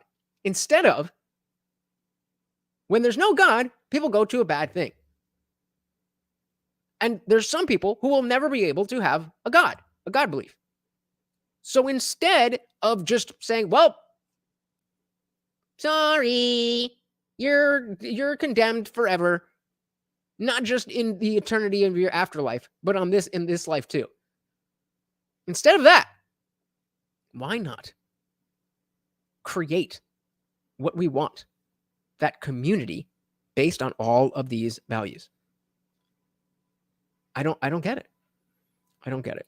Mhm. Or even the whole thing with like Sound of Freedom and human trafficking and child sex trafficking, it became so political. And it's like, all of this is stuff that a couple of years ago, the entire country agreed on. Yup. Like we all Yes. agree that it's bad like human trafficking is bad. We all agree it's bad to chop off the body parts of young confused kids. We all agree it's bad to give kids porn in school, to bring kids to stripper shows. These were all things that as a society we all agreed on. And the left. Well, clearly we didn't. Clearly they were hiding in the shadows. But just like right now, where so many people are like, "Oh, I think we're supposed to cheer for the drag queen in the school library." They were just those same people were like, "I don't think a drag queen is supposed to be in the school library." They're just following what everybody else thinks. And so, I mean, I say all we have to do, but all we have to do is become the dominant culture. And we have better ideas. So the only reason we're not is because we're fighting amongst ourselves.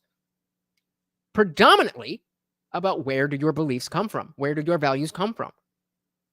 In the same way we always talk about, the elites, they bring us these culture war issues so that we're fighting amongst each other so we don't pay attention to them. That's exactly what the Democrats do to the cultural right. They don't have anything to stand on. So if we actually come to fight, we will win. So they need to keep us fighting amongst each other. And as long as we continue fighting about, well, do you believe in God? Or, well, God said this. Is this a value that we want to live by? Yes or no?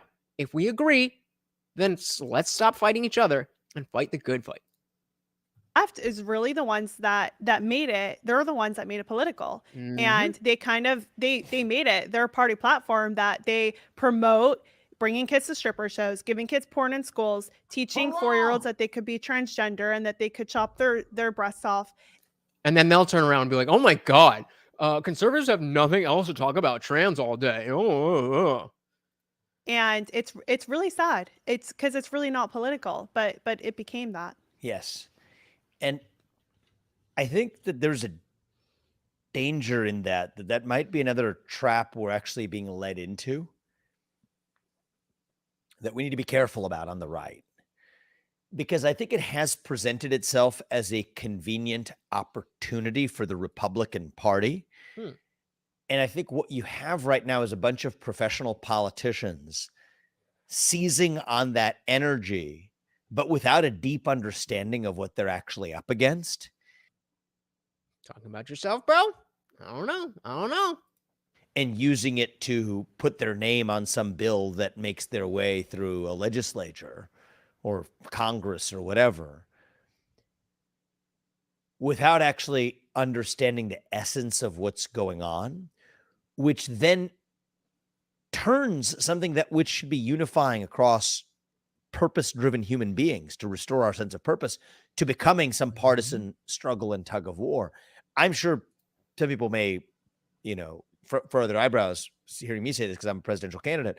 But actually, the way certainly I have aimed to talk about this issue transcends this Republicans and Democrats and the partisan stuff. That's about raising taxes or lowering taxes.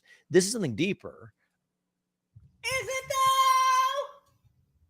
Yeah, I think it is. About answering the question of who we are as individuals and as a people. And the answer is Americans. If the answer is Christian, if the answer is Jewish people, if the answer is Muslims, if the answer is anything except for Americans, then we lose. All of us lose. Who are we as individuals? First, we are Americans. Then everything else. You don't have to get rid of your God. You just have to put the country first so that you have the freedoms to worship the religion that you choose. And this is why I don't think these are issues that congressmen or senators or even governors are necessarily going to be well positioned to address. But the president is a cultural symbol of this nation, right? And I think the more important job of the next president is, more than any policy, actually, is going to be to set a tone of national character of who we are as a people. Yup. The American identity. We are Americans. That means that we believe in family. We believe in country. We believe in community. We believe in merit. We believe in capitalism, and we believe in gratitude. That is all that is necessary. That this is the best way to live. These are the values that you want to have if you want to succeed as a person, if you want to succeed as a nation. That is it. That is it. And that means something in a way that goes beyond any given law or executive order that we sign. Absolutely. And so anyway, that's what calls me into this. I don't think about this as actually a political journey. Yeah, it's a cultural revival. I see what you're saying, and I agree. And right now, the person occupying the Oval Office is someone who had a trans person come and shake their breasts in front of the White House at a Pride event. Oh, really? Yeah. Who was this? Oh, some random trans activist? A trans activist. Yeah. It's the first, they celebrated the first woman who's an assistant secretary of one of the parts of the Navy. Yeah. Who is Richard literally Levine. A man. Rachel. Yeah. Now Rachel Levine. It's interesting what that would say to like a women's rights movement. That that's a man, baby. Celebrating the first woman to occupy this post is actually a man. The president also invited Dylan Mulvaney, who's like the poster child for the trans agenda, which is very harmful to kids, to the White House. And now Dylan is charging, I'm not kidding, you can't make this up, $40,000 to speak about women's empowerment. What? Where are the feminists? Where are the feminists? If ever we needed feminism, it would be right now. And not the I don't need no man. The fact that literal men are taking over your spaces, your spots, and your conversations. What kind of feminist are you?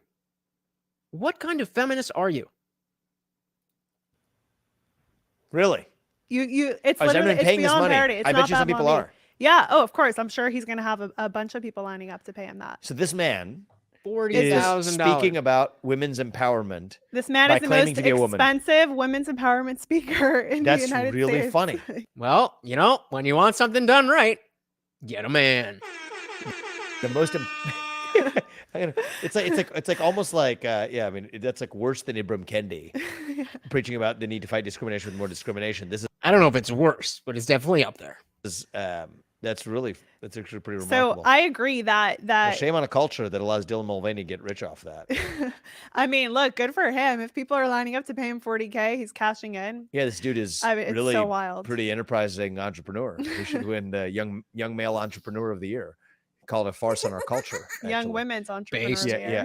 So this is a Dylan. So the socially accepted status of this individual is a man or a woman? I've lost track. So he's a male and now he identifies as a woman. Okay, got it. I mean, I think that just going back to what you were saying before, I think that there are certain policy issues that are really harming kids and are very dangerous that legislators are doing something about, and I think should be. So I think that's where they fall into place in all this. Like they're like in Florida, DeSantis banned like sex change surgeries and puberty blockers for minors, which I think is a good.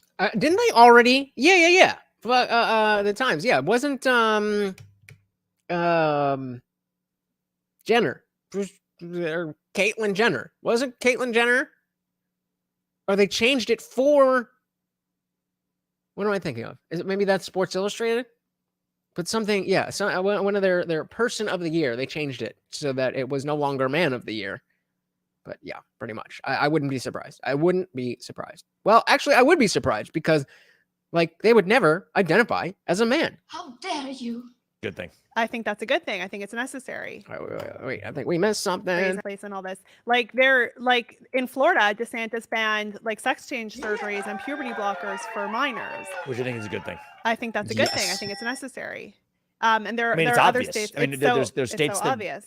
I'm pretty sure that state, like every other, doesn't allow you to get a tattoo before the age of 18. Yeah. Because you don't want to make a body-altering change to a minor that the minor will later regret later in life.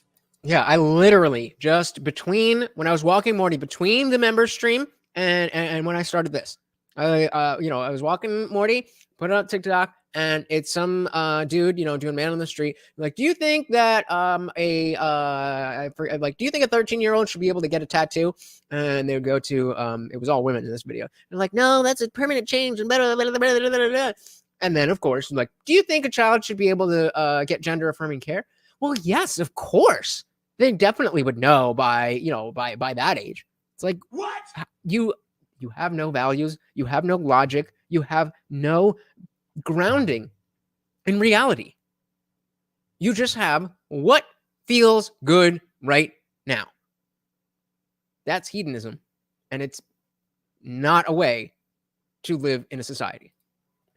And yet it is barbaric to then allow those same minors to undergo genital mutilation and chemical castration that many of them do later regret later in life. In a certain sense, like Dylan Mulvaney, I don't know, that just seems very cynical, or Leah Thomas, but many of these kids are obviously going through a mental health disorder. 100%. Yep. And this is, again, why we need to, and again, shout out to Peter Boghossian, who pointed out because I always talk about the two biggest things that have ruined political discourse in this country being dogmatic thinking, whether you believe a man in the sky or you believe that a man can turn into a female. That is bad. You should not be operating on incomplete or false information. And if you don't allow yourself to question that, then you will never know. It's just by dogma, as Zippy said earlier. And then the second one was semantic obfuscation, taking words and purposely making them mean a different thing, using them in such a way that is not what the way that it's supposed to be used, so that you can win arguments or that you can make people think a different thing. You can say things like anti-racist to mean things that are directly racist. Semantic obfuscation. But what Peter Boghossian pointed out is that obfuscation is a purposeful thing. So there are the people who are obfuscating the language, and then there are people who are just understanding the language as it's been obfuscated. And so the question becomes, with each individual who is part of this movement, which camp are they in? Because I think very, very, very many, especially the young girls who are, into the non-binary stuff that are brought in by the social contagion, they are victims. They are not the cause of the problem. They are a symptom of the problem. And so it's really important for us to understand that there is a difference. There's the people pushing this stuff, and there's the people falling for this stuff. 100%. And we are not helping them go through their mental health struggle by throwing kerosene on it, instead affirming their confusion. Nope. I write a lot on my account and I write this, and I'm not putting down anyone or demeaning anyone. We have a serious mental health crisis in this country, and not enough is being done about it. Yeah, what do you think is driving that? It's probably the same. Well, she says not enough is being done about it. But I would say too much of the wrong thing is being done about it. This whole idea of gender affirming care as we talked about when shout out to Melted by Media, when he was up here and we were talking about those TikToks, and we had those trans those detransitioners that you all were so sure that were men that were actually women. They were just lost, and they were not experiencing the I don't know, pushback is the right word, but the process that we've been so ensured is going on. It's just like, yeah, I went to a doctor one time for 30 minutes and they gave me puberty blockers. It's like, how is that a good thing? Void, huh? So it's the void. It's the lack of belief in a higher purpose. It is so. See, there you go. There you go. Shout out to Raya Chaya Rach. So Libs of TikTok. It's the void of it, the lack of belief in a higher purpose. That does not have to be religion. If your higher purpose is religion, great for you. But that is not the only thing that is a higher purpose. Social media. It is the way that this is being injected into every single aspect of our lives.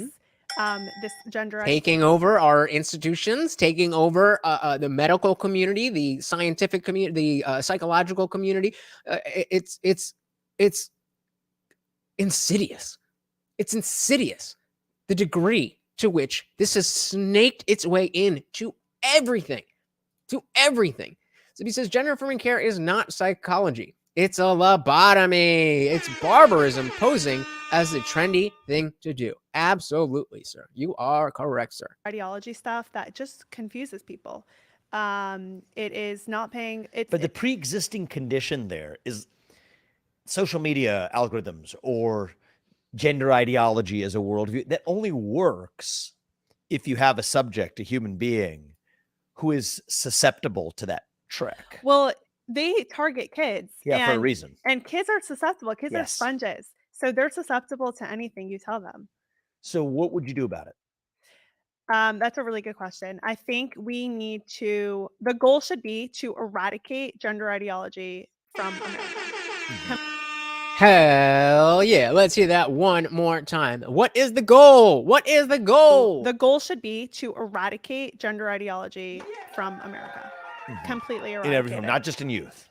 No, everywhere. It is, because it's all based on falsehoods. Yes. And I agree with the sentiment that I do think it should be eradicated. But I am not going to be on the side of legislating it away from adults. I would prefer to address the community, the culture, so that it is not something that people think to do. It is not that when you are feeling, you're going through puberty and you're thinking, oh, whatever, the weird thoughts that you go through in puberty that everybody has, then you don't think, oh, maybe I'm in the wrong body. What? Again, I ask, how would you even know what that is? You've never been in another body. Lefty Lucy said, if they hadn't stopped giving lobotomies, this problem would not exist. All right, good one. Obviously, we don't want to be lobotomizing people. I think there's a middle ground between lobotomies and transing. I think. Call me an optimist, but I think we can find a middle ground there. And particularly for youth, it is so dangerous. Yeah, let me ask you how you feel about this one. Is to take that hard line as applied to youth, and then not open ourselves up to sort of the rejection, because I'm a free speech absolutist, right? I mean, the fact that your account is locked down is an affront to me. The path to truth runs through free speech. The path to truth runs through free speech. Well said. Shout out to the Camcast. Welcome to the party. So the only trans person in my class watched Milo Yiannopoulos in high school. I mean, I can see the connection. Just saying. It makes sense. Welcome to the party, brother. Welcome. And yes, we do have a new poll. I would like to know, out of the 4 options, How is Vivek doing running the show? Again, we are looking at him driving this podcast as an allegory, a microcosm of him running the country. So it can be great, he could be good, he could be bad, or he can be terrible. Great, good, bad, terrible. Let me know in the comments below. What do you think he is doing? How well do you think he is doing, or how not well do you think he is doing, and why? Give me a little bit of why in there. Period. And so, yeah, let's hear that again. Let's hear that again. Runs through free speech. Period. And so where I land on this is, look, if you're an adult and you want to dress a certain way, regardless of your gender, I'm not going to stop you. I still might think that you need help. Yep. And so CanCast said, needless to say, they were confused and D transitioned back into a girl. Surprise, surprise. That is the overwhelming majority of people who claim to be trans. And again, people like Peter Boghossian think that there are 0 people who it is appropriate for them to transition. He said 0. And I don't have a good argument. I don't have a good argument. I think that, people should be allowed to do with their bodies whatever they want once they are an adult. But I agree that this is not something that should be part of our culture. That's why we need to fight so hard for the culture, because I am certainly not going to go and say, government, daddy government, you have to fix this thing. No, we are the people. We are the people. They are just the pencil pushers that do what we say, or at least that's what it's supposed to be. Mental help. And as a fellow human being, I'll be compassionate in trying to lead you to that help. But if you're only 3 votes, guys, come on, hit the poll. What's good? 35 years old and want to dress how you want, I'm not going to stop you. But don't, for an iota of a second, think that you're going to foist that onto our kids or change our language or the way we have our customs of which bathrooms we use or how we play sports.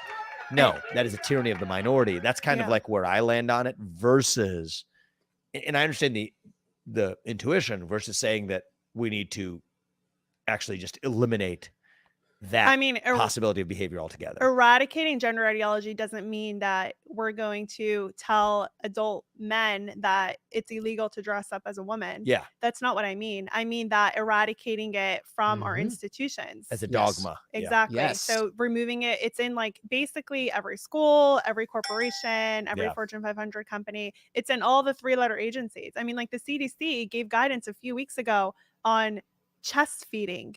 What? Like this is coming from the top. Well, that's one more reason.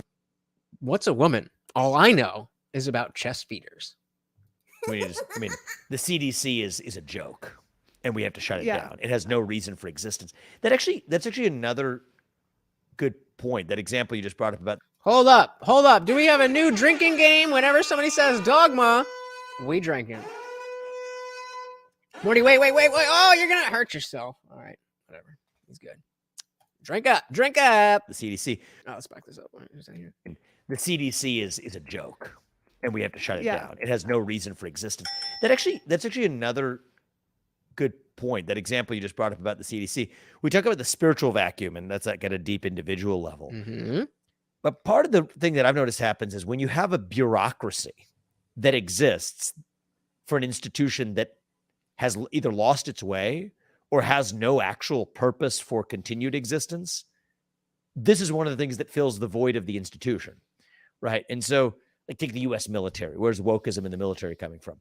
My view is it's from our military taking on a bunch of other ill-defined causes, wars in Iraq to, now in Ukraine, in my opinion, that they should not. The military is supposed to protect the people, not go and play world police.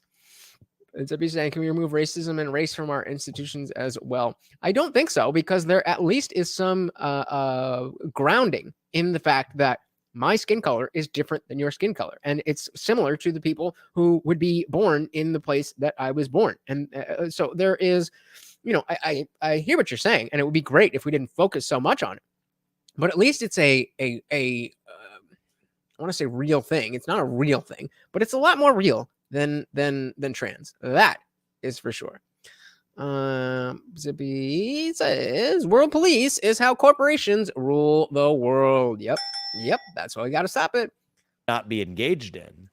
When you lose your way, that's what creates the vacuum for some poison to fill the void. And so the CDC. So, and again, I agree with that. But the point that he is missing, and everybody else in the fucking world is missing, is that that is true. It creates a vacuum for some poison to fill the void. But let's fill the void with something better. Maybe you believe that Christianity, there's nothing better than Christianity. Fine, you can believe that. That does not conflict with this at all. But then for me, who can't be a believer, who's tried very, very hard and continues to try very, very hard, it is at least better that I would have an American identity to fill that vacuum. Now at least we all are living on the same values. Or we can leave that void right where it is and create more leftists. Or the U.S. Department of Education. These things have lost their purpose for existence if they ever had one. And so they kind of make up new purposes instead by latching on to these ideologies. And so in a certain sense, it is a void at the heart of an institution, just like it's a void at the heart of an individual. I don't know what your perspective is on that. Yeah, it's interesting. I wonder what came first. Yeah. You know, The chicken or that would the be an egg? interesting thing to just to dissect. Wait, between what? What came first with what? It's interesting. I wonder what came first. Yeah. You know, that would be an interesting thing to just to dissect. But I mean, would you say that would you rebuild these institutes, like tear them down and rebuild them, or just do we not need them all together? Well, I think the first step is tearing them down. Tearing them down. And so I believe in the model of the phoenix, where the phoenix will rise when it is necessary for it to. Ooh, the phoenix will rise when it's necessary for it to. I would love if she can follow this up by asking him that, okay, agreed, we that they need to be torn down before we can decide whether or not we want to rebuild. But if we were going to rebuild, what would that look like? Because I think that there's certainly at least perceived value and function in these three-letter agencies. Maybe not by us, but by a lot of people. So when somebody hears you say we got to shut down the FBI and the CDC and the EPA and the CIA and all of these things, when people are going to think you mean that you just want anarchy or whatever. And of course, that's not what we mean. We just don't want a surveillance deep state. So I really hope she follows up on this. Rise. And so I get specific about some of these things. I mean, when I say shut down the FBI, that's not some sort of just slogan, right? There's 35,000 employees. Let's divide this up. 15,000 of them are agents on the front lines and or investigators on the front lines. Fine. This is awesome. This is the first time I've actually been able to hear him, explain, just what I was talking about. I was like, what would you replace it with? So let's sort of just slogan, right? There's 35,000 employees. Let's divide this up. 15,000 of them are agents on the front lines and or investigators on the front lines. Fine. 20,000 of them are in back office functions doing more or less nothing, which then creates a vacuum for creating politicized policy agendas that they were never supposed to be coming up with in the first place. Right, because when people are sitting in a government building without anything to do, well, they can either say, well, you don't need us anymore. We've accomplished our goal. It's time for us to go home and re-enter, the private sector and start a new chapter. No. No, it's about how do I keep the budget going up? How do I keep increasing the budget? How do I make more money? How do I make this problem worse so that I have a problem to fix? Those 20,000 are going to have to go home and find honest work in the private sector. The remaining 15,000, look, it's an agency whose culture is still built in the backdrop of J. Edgar Hoover's legacy. It is literally the J. Edgar Hoover building of the FBI that these people walk into. I say let's put them into agencies that actually have much more specific purposes that haven't yet been politicized. Zippy says, well, the states can work together. The Fed does not even need an oversight committee. That's why we have the executive branch. Yep, true. Well said. He just jumped down and now he's staring at me. Let's see. Is he going to come up? You want to come up here? Come on. Come here. And he walks away. Then why are you staring at me? U.S. Marshals. doing a good job with busting up child sex trafficking rings, for example, much better than the FBI is. DEA, Drug Enforcement Agency, Financial Crimes Enforcement Network underneath the U.S. Treasury, specialization to look after bad white-collar financial crimes. They're actually going to be more successful because they have more narrowly defined scopes and purposes. And then we don't need the FBI at all. So in my view, in that case, we'd shut it down and not bring it back. Yeah, exactly. Yeah. And then if there's something wrong with that restructuring, fine. It'll be narrowly purpose-tailored to bring back whatever's missing. What about the Department of Education? I'd say shut it down and don't bring it back because the federal government should not be involved in education. There's a narrow sliver that's now come up with respect to at least supporting some kinds of workforce training. You could debate the need for its existence, but that's not something that I'm going to be firmly on the camp of eradicating. Move that to the Department of Labor, right, which is where it would more naturally sit anyway. It's a labor participation, training grant program. Oh, Morty is definitely a hard right-winger. He goes way farther than me. If you think I'm a little too liberal, a little too, you can see him right here. Oh, he's not going to come up yet. But he is definitely hard right. But everything else done because they're using the federal money as a cudgel to get local schools to adopt ideologies that they would or should have never adopted in the first place. And so that's the way I think about it, is that's an institution that's lost its purpose, does not need to exist. Get out, right? Get out. So there's certain other institutions you could say, at least for the time being, the Federal Reserve, which as long as other nations have central banks and whatever, part of the problem is the Federal Reserve has too many purposes, balance inflation and unemployment, trying to hit two targets with one arrow, missing badly at both. I say restore a single mandate. Stabilize the U.S. dollar as a unit of measurement, period. That's it. Well, I don't need 23,000 employees, which is the number of employees who work there, to do that. It's true. He did try. And if only I had listened, then I think I would be a better man. But we all make mistakes, right? Like way less than 10% of that.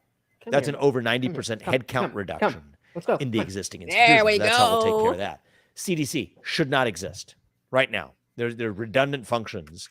And then if we discover that there's some narrowly tailored need, I think we've made a bad habit of creating permanent agencies that should have been task forces.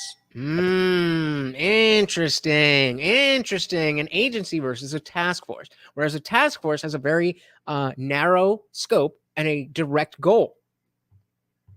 Interesting. I never really thought about that. And that's not to say that task, the like it's not the same thing, which is a different name, but with the with the cover of the FBI, you can do a lot more bullshit. Whereas, you are this committee that is for XYZ.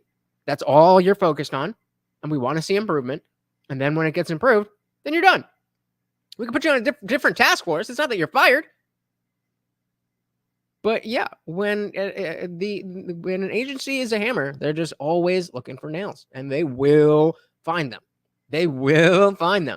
If they have to make them up, they will find them.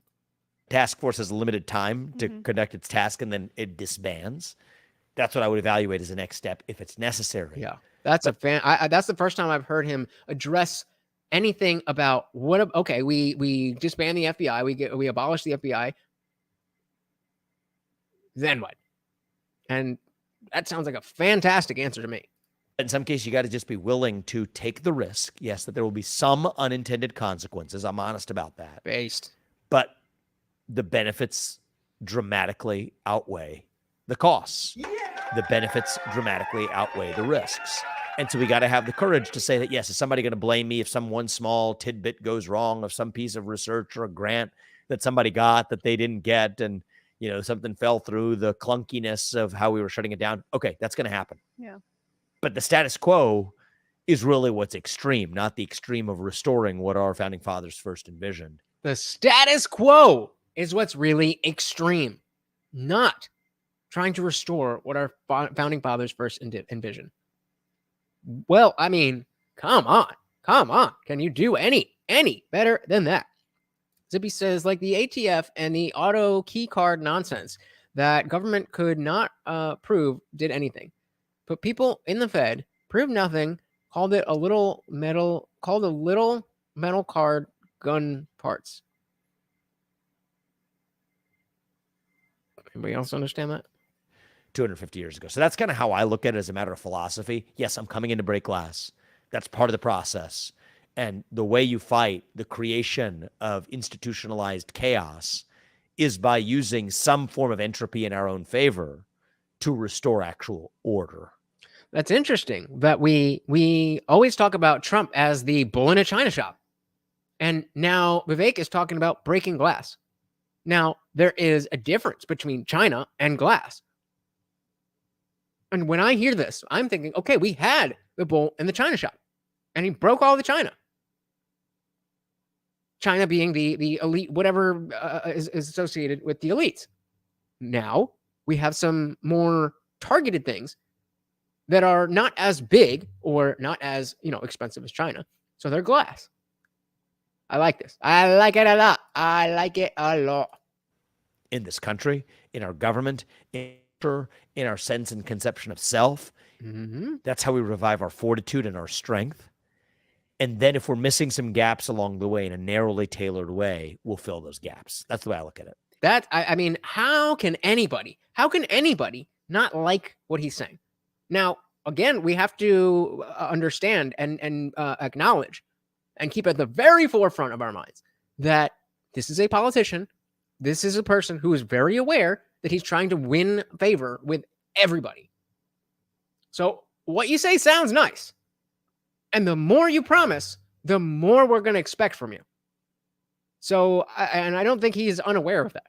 So that's going to be a huge, if he was to become president, even if, we have another Trump presidency, and then he runs in 2028, makes all these same kind of promises and gets in office, then he has a lot to live up to.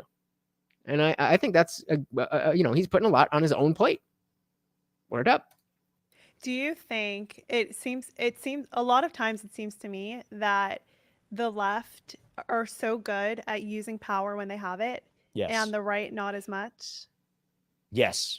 Any film says started or established the DHS 2002, FEMA in 1978, CIA in 1950, FBI in 1930, IRS 1913. How did the country survive without them? Not to mention the Department of the Interior, Department of Education, and Department of Energy. Bingo! We were doing fine before, but somebody was like, here's a problem. Again, going back to looking at the issues of society instead of looking with the issues of ourselves, and said, oh, there's a problem here. If we just have some money, then we can fix this problem.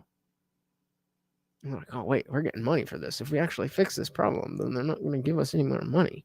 So maybe we should pretend like we're fixing the problem so that we can just keep getting money. How do people not understand that this is how it works? Like, you think back to the Ethan from H3H3, like, dude, there's the CDC. They have a whole department to just, you don't even have to think about it. How can you think that that is a good way to live your life? So I think that that's obviously true. Yeah. But I think part of the reason why is the left is good at filling the void with their philosophy. Yep. Okay. Their philosophy. But they are good, because what is their philosophy? Their philosophy is you are the only thing that matters.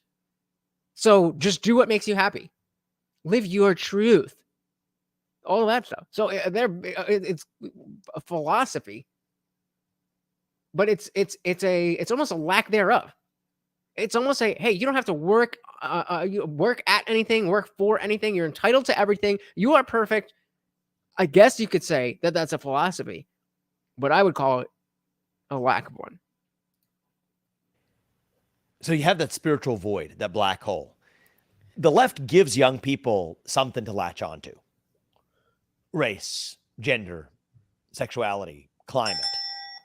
Name it. And the right, I think, actually the deeper failure is coalescing or your entire message around an unfalsifiable belief that is leaving people. That's what I would say is the deeper failure. But let's see what he says. Is stopping at just identifying all the things that are wrong with that vision there's an important role for that. Okay. Frankly, you're one of the heroes in literally exposing those flaws. Okay, so I'm with him so far. That part of it is just showing the what's wrong with them. And I think what he's about to say is that we're not saying like, okay, in the same thing, we're saying we don't want that. But in the same thing with the FBI, okay, we don't want the FBI, but what do we want instead? Do we want anything instead? Do we need anything instead? Maybe in the case of the FBI, we don't. Or, he was talking about the task forces. In the situation of religion, do we need an alternative? Seems like it, at least for now. And what is that? The American identity. But it is the job of other people, right? Not journalists, but of, say, elected leaders or a president or a pastor or a parent to offer a different vision, an affirmative vision to say, okay, this is what we're running from. But more here's what we're this running is what we're to. running to. I love how he delivers that like he's never said it before. Like this is your line, bro. We know that we know what it is. Like you don't have to pretend. But more importantly, an affirmative vision to say, okay, this is what we're running from. But more importantly, this is what we're running to. Individual, family, community, nation, gratitude, merit, capitalism. We're speaking the same language, guys. God, right? So now we're now we actually have a we were speaking the same language. Competition: individual, family, nation, God versus race, gender, sexuality, and climate. You pick. And each of us has a side of our human nature, but I think the better angels of our nature will choose that which is right, that which is true. But the job of leaders is at least to serve up the menu. Who's not familiar with Jesse Smollett faking a hate crime? very, yeah. I mean, that was a big story. What about it? For individuals to have that choice and then to call on the better angels of their nature to select that which is true and right over that which is wrong and false. And I think that applies on not just an individual level, but on a societal level. That while there are good parts of a person and bad parts of a person, there are also good parts of a society and bad parts of a society. And in the same way that it's the responsibility within yourself to go with the better side, as a society, we also have the responsibility of, by being the better side, making sure that our values are what we live by. At least we as a conservative movement, at least put myself in that bucket because that's what I'm in. This journey is wearing the mantle of the Republican Party or whatever in this journey to be U.S. president. That's where we've fallen short. And I think it is lazy. And I think it is inexcusable. I agree that we have to offer an alternative. I told you. What did I tell you? Didn't I tell you? Because I told you. And when did I tell you? A long time This is ago. what it is, guys. What did I say? We have to offer an alternative. You can't just say God or nothing, and then when people pick nothing, you get mad at them. God or country. Zibby says God is a personal thing. So change that with individual respect. When you say God, you turn away many because there are too many gods. Yes, sir. Yes, sir. And like even in this conversation, we have a Jewish woman and a Hindu man. They're talking about God, God, God. But you don't even believe that same thing. So if it's so important, then how can you not get into, well, Judaism is correct. No, Hinduism is correct. It can only be that it doesn't matter as long as you're getting the right values. That is the only way that this conversation exists as it does. It is such a crushing blow to the better people in our society to be so stuck in dogmatic and religious thinking. I cannot see a bigger problem with the cultural right. Camcast says the only reason I bring it up is because in a deleted Libs TikTok tweet said gays egged her and egged her house and used fake images. What? Oh my God. She Smollett? She's Smollett? Oh my God. How dare you? Come on, man. Come on, man.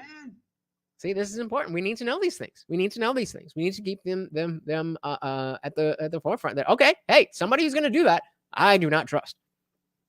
Does that mean that I don't believe that the videos that she posts are actual TikToks from actual people who actually believe the crazy shit that they're actually saying? I believe it. Interesting. Yeah, I had no idea about that.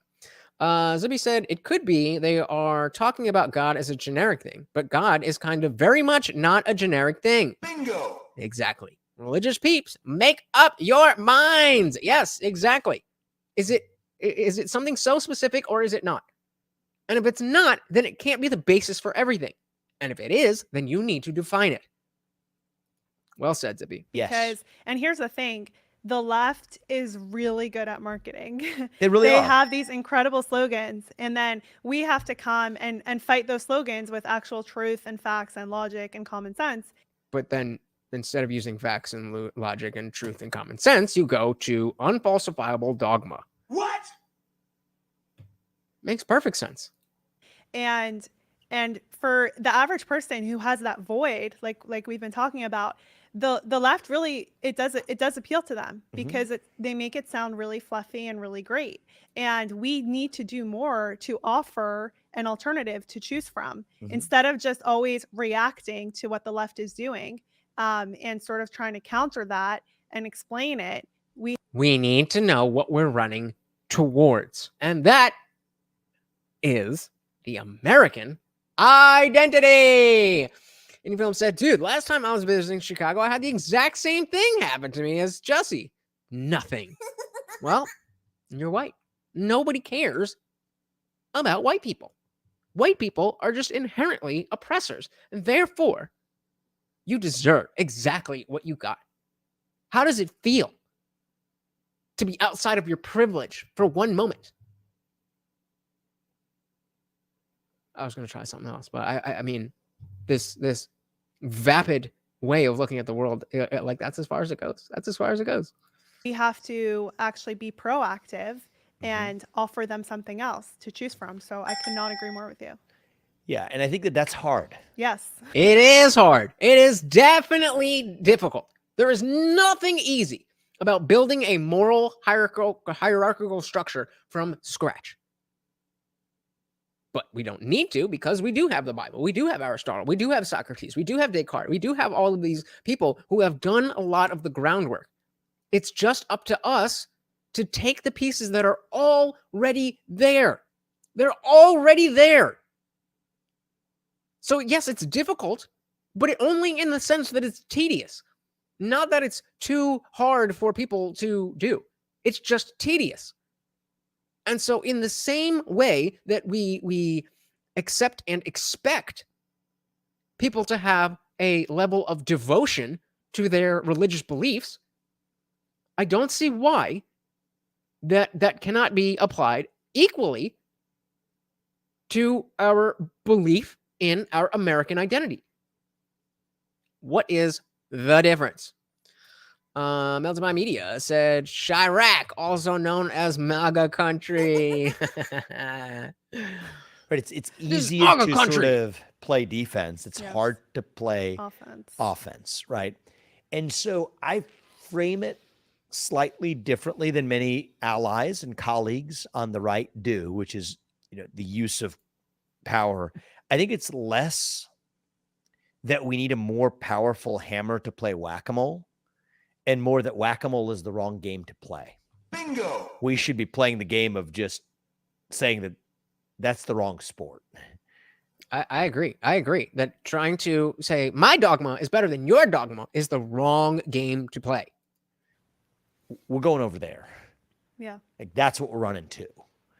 And I think that it's part of what pulled me into this race, actually. I see a lot of other good people, good Republicans, good leaders, some of them are governors, et cetera, understanding how to play whack-a-mole and honing the toolkit to do it a little bit more effectively. Yeah, and Zippy, great point again. God needs to stop being used as a replacement for random things. God is love. God is light. God is the universe. God is all of us. God is one of us. God, That can't be.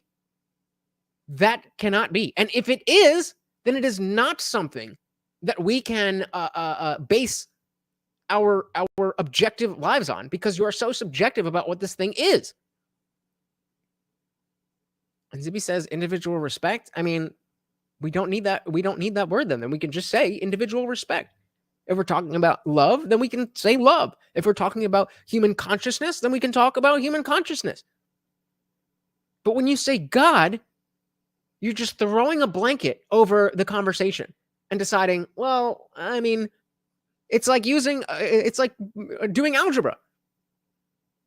It's like all we need, let's say we want to solve 2x equals 100. We want 100%. That's great. So what is x? X is the thing that makes 2 into 100. What? That's exactly the same logic that you will hear when you ask a lib, what is a woman?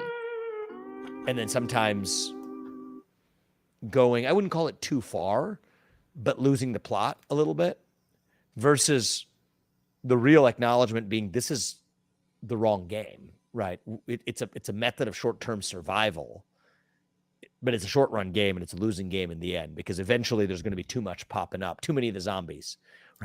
So we just ended this poll. How is Vivek doing running the show? Zero of you said bad or terrible. And we are split 2/3 on good and 33% on great.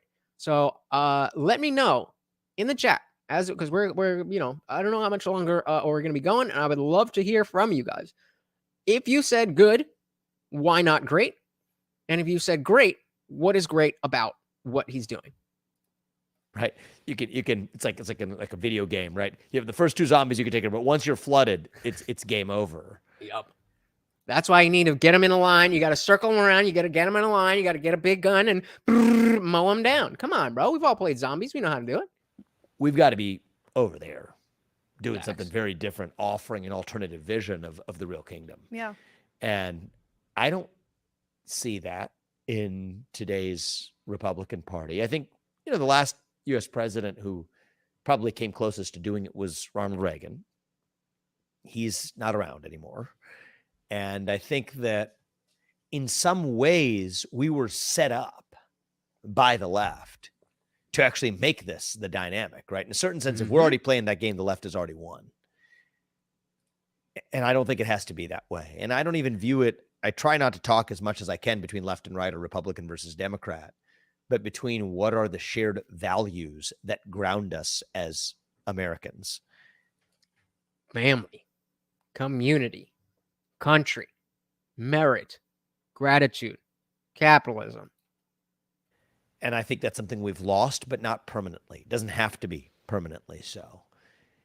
Let me ask you kind of a question on this. So before he goes there, he is in the same camp as I am, that we've fallen. But it's not too late. We haven't fallen too far. We can fix this. As long as you are willing to do your part. I'm here. I'm doing my part. You guys are here doing your part. But when the show is over, are you continuing to do your part? Or is this the extent of what you are doing to try to fix this country? Because if just watching, I completely 1000% appreciate every second that any of you spend watching my videos. But if this is all you're doing and you're out there complaining about shit, what do you expect? Zippy said, I said great. He's doing better than others at talking and making sense. Bit hung up on God, but all in all, not bad. I agree. So yeah, who said good and why not great? We had 2 of you that said good. Why not great? And, I mean, I'm not challenging you. I'm just curious. You're 28. Yeah. You're religious. Mm-hmm. I'm pretty sure she's Jewish. What does that entail? What does that mean to you? Ooh, good question. In terms of? Yeah, like you practice, do you go through, do you observe the Sabbath? Yeah. Okay. So if you go on Libs of TikTok, you'll never see a post from Friday at sundown until Saturday night. Oh, I keep the Sabbath, so And why do you keep the Sabbath? Great question. Let's go. This is where I want to be.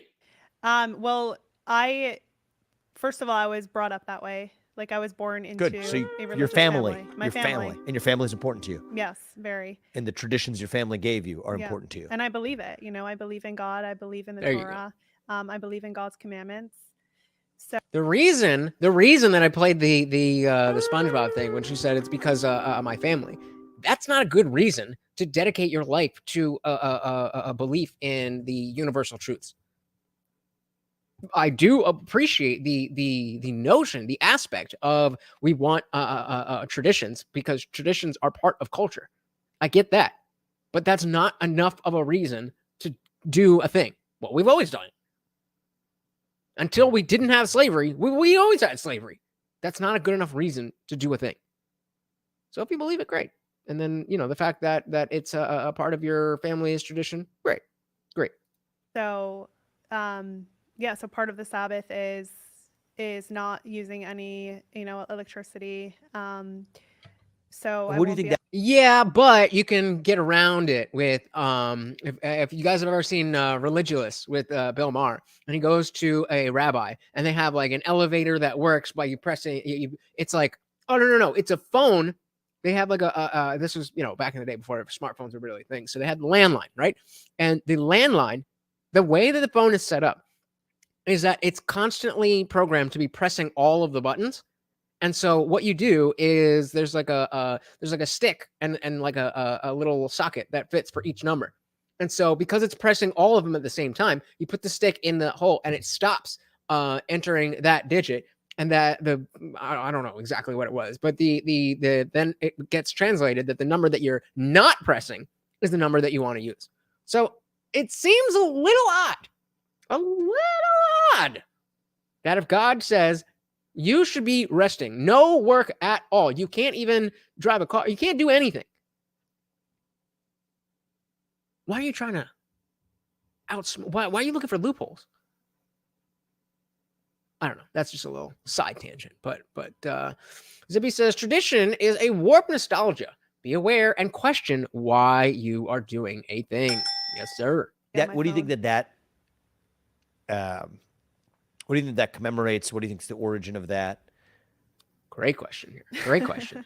Yep, there you go. When you see someone uncomfortable because they're being asked a question that they haven't been asked before, and this is somebody who does this type of thing. They have conversations with other people. She goes on TV. She goes on podcasts. That's a moment. This is a moment of everything you've ever seen. I don't think that again, I apologize. I think it's Chaya. I'm gonna look it up. Hold on.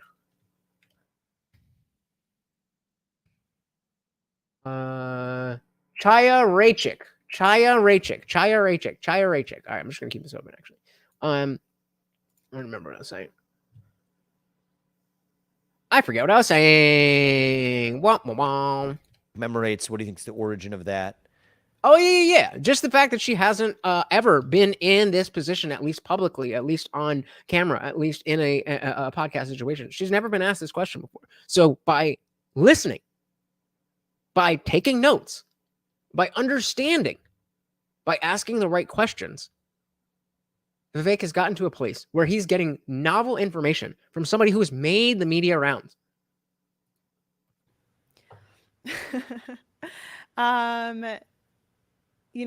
A lot of things in the Torah are, there is no, first of all, It's a way of life. It's a way of life. And also I need to give a disclaimer. I am like a religious Jew, but I'm not a spokesperson for the Jewish community. It's part of who I am.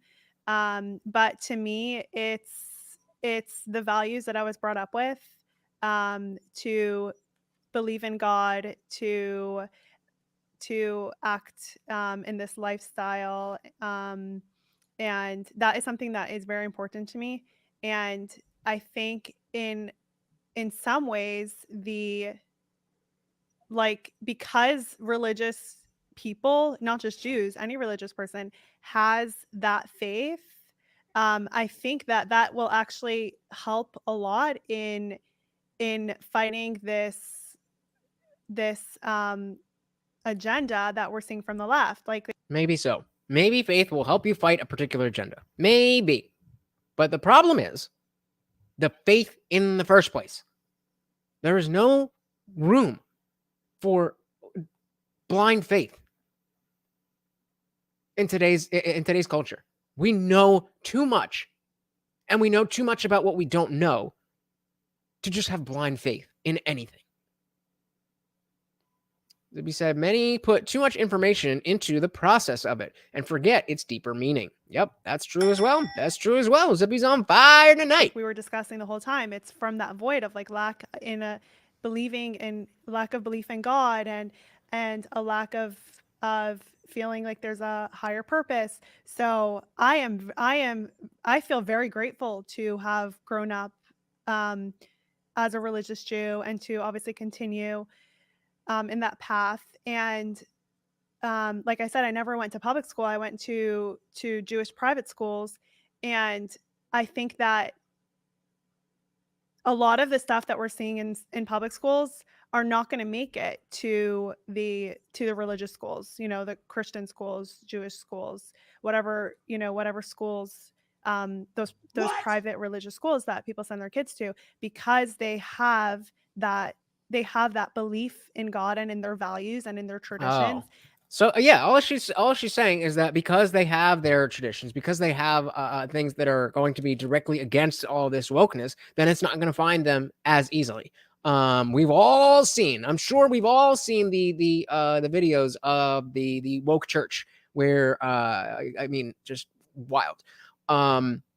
They talk about the non-binary God, and they're all chanting along. Like, you forget how fucking weird prayer is. Like, I don't know if there's I'm sure there's a word for it, but like, not like just praying with yourself, but like in church, in a group, chanting a thing together. You forget how weird that is when you know the prayers.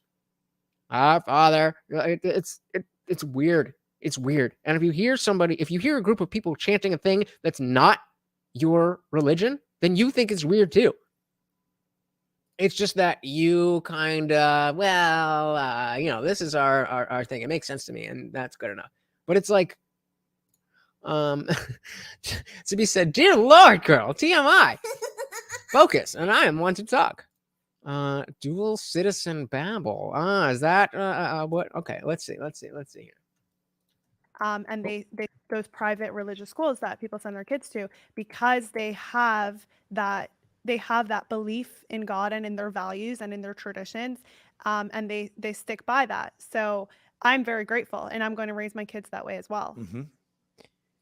Well, I mean, so I don't really know what you mean by dual citizen babble, but I'm just here to give them spread the great message that I agree with all of these things.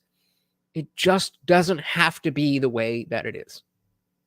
It can be different. It can be something where you don't have a belief and you don't have faith. You don't need faith to believe in the things that we know are real.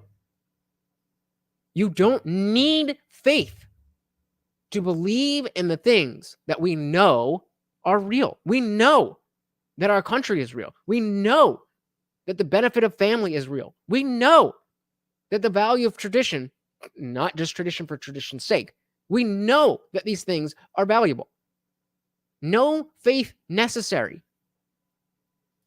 Zuby says, well, when you know more than one language, your brain can mix and match things, which slows your ability to say the words you want. True. I feel like I think that grounds. It's also just, one of the things I love about many practices in the Torah is that they're. Guys, remember, we are coming up on the 2.5 hour mark. If you would like the party to keep on rolling, let's see those super chats or cash apps. They're just some of them are just like good ideas, Yeah. right? Just like take it. Imagine if what you just described today in the modern world. We live in a world of social media, eroding our social fabric, our own ability to think clearly. Eroding. Who knows what that's from? Day basis. And what you just said is, I take one day a week as somebody who's a social media influencer, journalist, etc., to say that one day a week, I'm not doing that. Yeah. You won't see posts. That seems Oh, good. wow. People That's tell me so amazing. That's something that I should congratulate you for. Is it though? Like, that's cool. But that doesn't make you some type of better person. Because that's what it sounds like. I mean, maybe I'm just reading into it, but it sounds like, well, us higher people, we take a break from things. And it's like, yes, obviously everything in moderation, but I don't get where that's coming from. So it'd be strange, as we live in the information age, where we have more information than comprehension. That is a fact. all the time that they're so jealous of me. I'm like, And that to me strikes Yeah. me as something that the people who were around when the stories of the Torah came to be, that's the spirit they probably appreciated in their moment of saying there's a day a week where we're just putting it all down. This is where the religious arrogance comes in. It's that your assumption that you have the answers to the universe, that you are connected to the one true creator of all of this, and that like you're sitting across from somebody who believes something different. How can you pretend that you're on the same page when you're absolutely not? Hinduism is not even a monotheistic religion.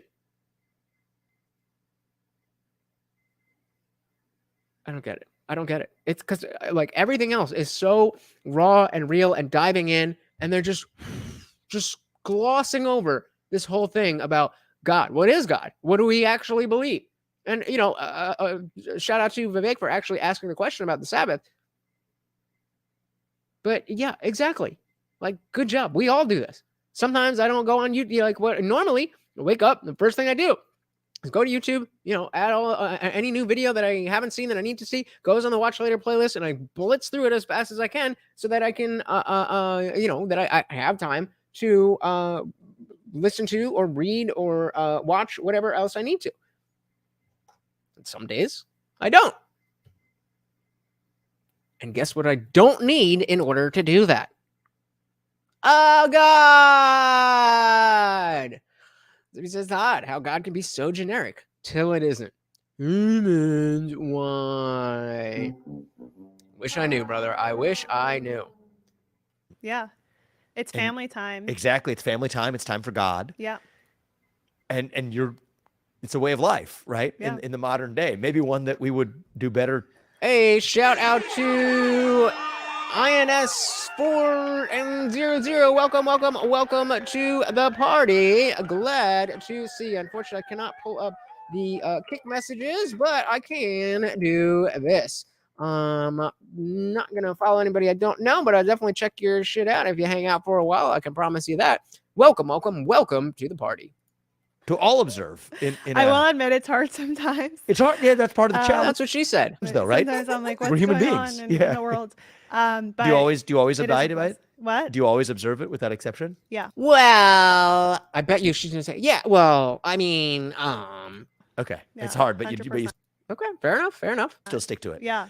And yeah, I mean, so I was, as a side of this is neither here nor there, but I was actually part of the Jewish Society at Yale when I was in Yale Law School. I was recruited into it, even though I'm not Jewish. Shabbat Why? is what it's called. But we would go to the Shabbat dinners on Friday night, Mhm. and then I was almost envious of Saturdays being off. Here's the thing, bro. You can just take Saturdays off. This is what, like, you're two very intelligent people. How do you not see that you don't need a God to just take a break? I'm envious of Saturdays for Jewish people. It's not like I could just sit around and do nothing. Or can you? Yeah, you can. Now, in principle, I could have done it and practiced it myself. There but you I go. didn't, because it wasn't tied to like a faith-based or family tradition. Okay, so then again, we're making the argument that there has to be a faith or a religion in order for these values to mean anything.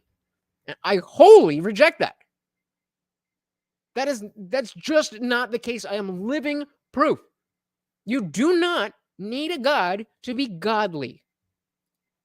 And as you said, it's hard enough for you to do, but you're anchored based on a true family tradition and grounding that was passed on to you, not even just by your family, but by millennia of. Fine. But I have what's been not directly passed down to me through my family, but through other great thinkers of humanity. They've thought about this stuff. And my beliefs, my philosophy on life, all that stuff is grounded in stuff that is way more grounded than faith in the man in the sky. Faith in a 7,000-year-old book. This is nonsense. This is nonsense. History. And I was raised in a similar tradition where there's other things that ground me similarly as well. But that's what we're missing. And I do think that this is not a substitute for faith, but it can be a supplement. That we have certain traditions that ground us as Americans.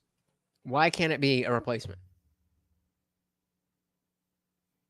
Why can't it be a replacement? Lefty Lucy says, if that's the case, I'm surprised she's even talking to Goy. What? I think her agenda is probably to sit across from presidential candidate and get the clout. But I don't know what Goy means.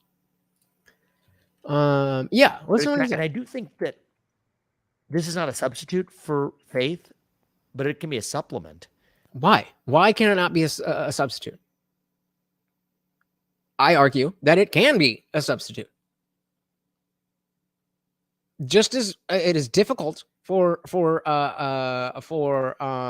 Chaya to observe the Sabbath, she still does it because she believes in the value of doing it. Is it that, I mean, the only conclusion that I can come to is that religious people are so mentally weak that they can't do things that are good for them without Big Daddy saying, well, you better do this. It's like when people say, well, if there was no God, then people would just go out and kill and murder. And why would you think that? Why would you think that just because there's not anybody watching, that would you be out there murdering people if you didn't believe in God? This is why I don't want to take religion away from anybody. I just want to create a culture where it fades out. Because if people are legitimately thinking that, oh, I would be out there murdering and ARPing all the time and plundering, all that stuff. But, God's watching, so I can't, unfortunately. Then yes, I definitely want you to keep your faith. That doesn't mean that the faith is good. That just means you are a bad person. That's it. If you want to murder people, you are a bad person. I think that's pretty simple. I think we can just leave that there. Zippy said, Goy is a second class or slave, i.e. non-Jew.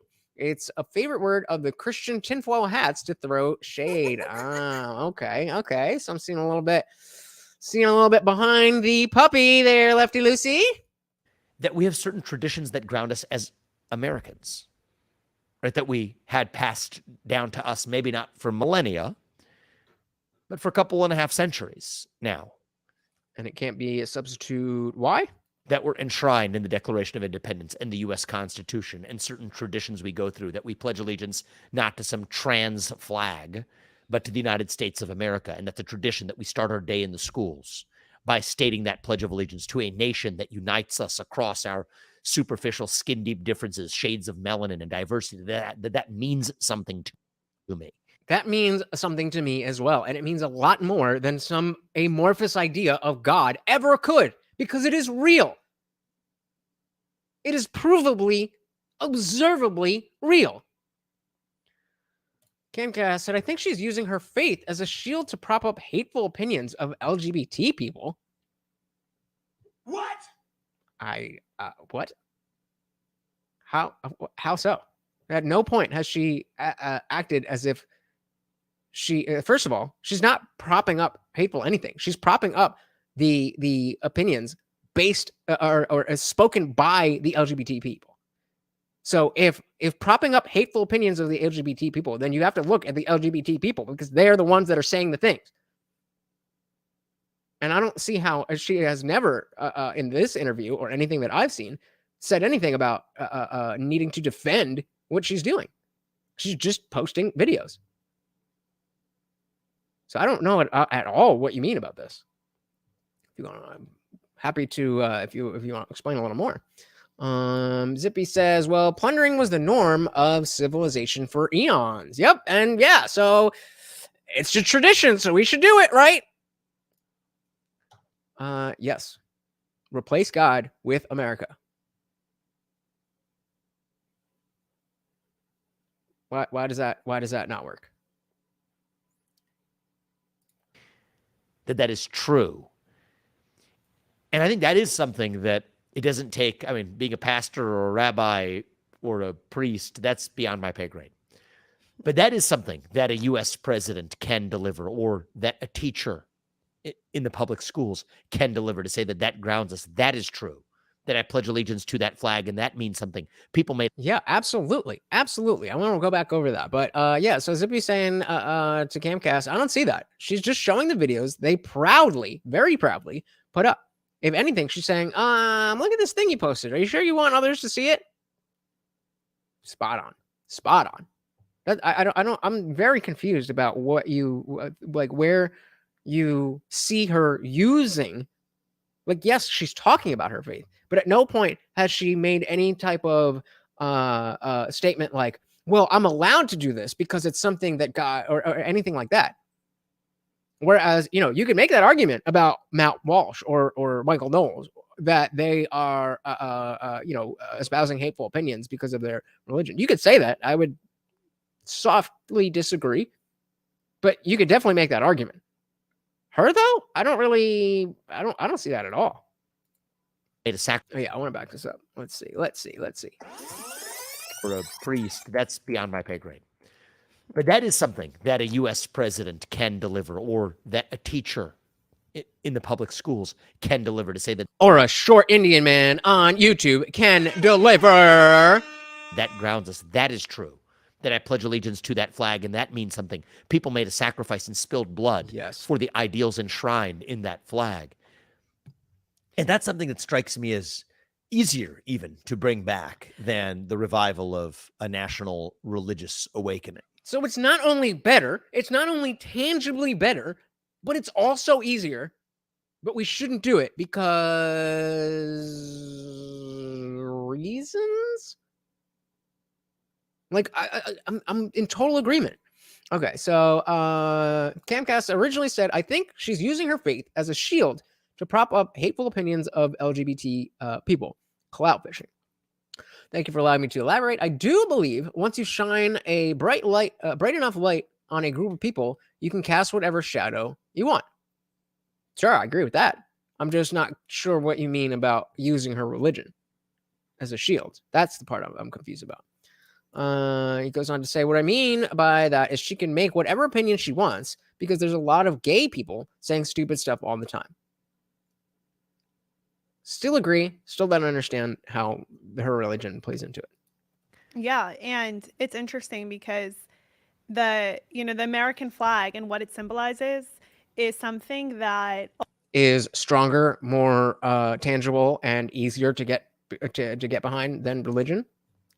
I agree. Also became really political, right? Like I've posted so many different videos of people saying that, they hate the American flag. The American flag stands for racism. The American flag. There was a video of this mom, and she said that her son, who's a little kid, like a toddler, said something like, "Oh, hey, mom, where did that Trump flag go?"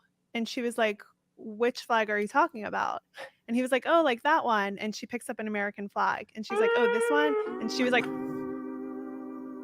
"That is depressing. That is depressing as fuck. Where's the Trump flag?" she says about the American flag. Now, that isn't necessarily a bad thing if you don't hate Trump and you appreciate what he's done, regardless of the flaws that he has. Like, yeah, Trump flag, American flag, we're for it. That's different. But when you associate the core symbol around which our entire culture is based, and you associate it with one side of the aisle, and you associate it with something that is bad, that's not a good thing. But again, it'll be a lot easier to get that little girl to understand, no, that's not a Trump flag. This is just the American flag, and it stands for these values, and so on and so forth. Than to get her to understand, well, you know, they're way back when there was a man who started everything, and then, like, come on. Zibby said, at worst, she's showing a mirror to people and saying that she's just showing how short-sighted people without God are. At worst, mind you. I do not think she is that cray-cray. A mirror works without embellishment. Agreed. Like, so proud of her son that he knew. And it's like, oh, she was proud. Oh my God, that's even worse. It's weird because it is weird. For us, it's like, I mean, it's kind of like a compliment. Like, yes, I want to be known as the person who, you know, yeah, exactly. That's exactly what I was saying. That, like, okay, it's not necessarily a bad thing, but when you make it a bad thing, that's bad. Who believes in what America was founded on and what America stands for. But it feels like the left has actually made that political as well. Mm-hmm. And, you know, last year, I remember on the 4th of July, there was an MSNBC contributor who went on and said that she's seeing so many American flags and it's making her really uncomfortable. What? Well, you know,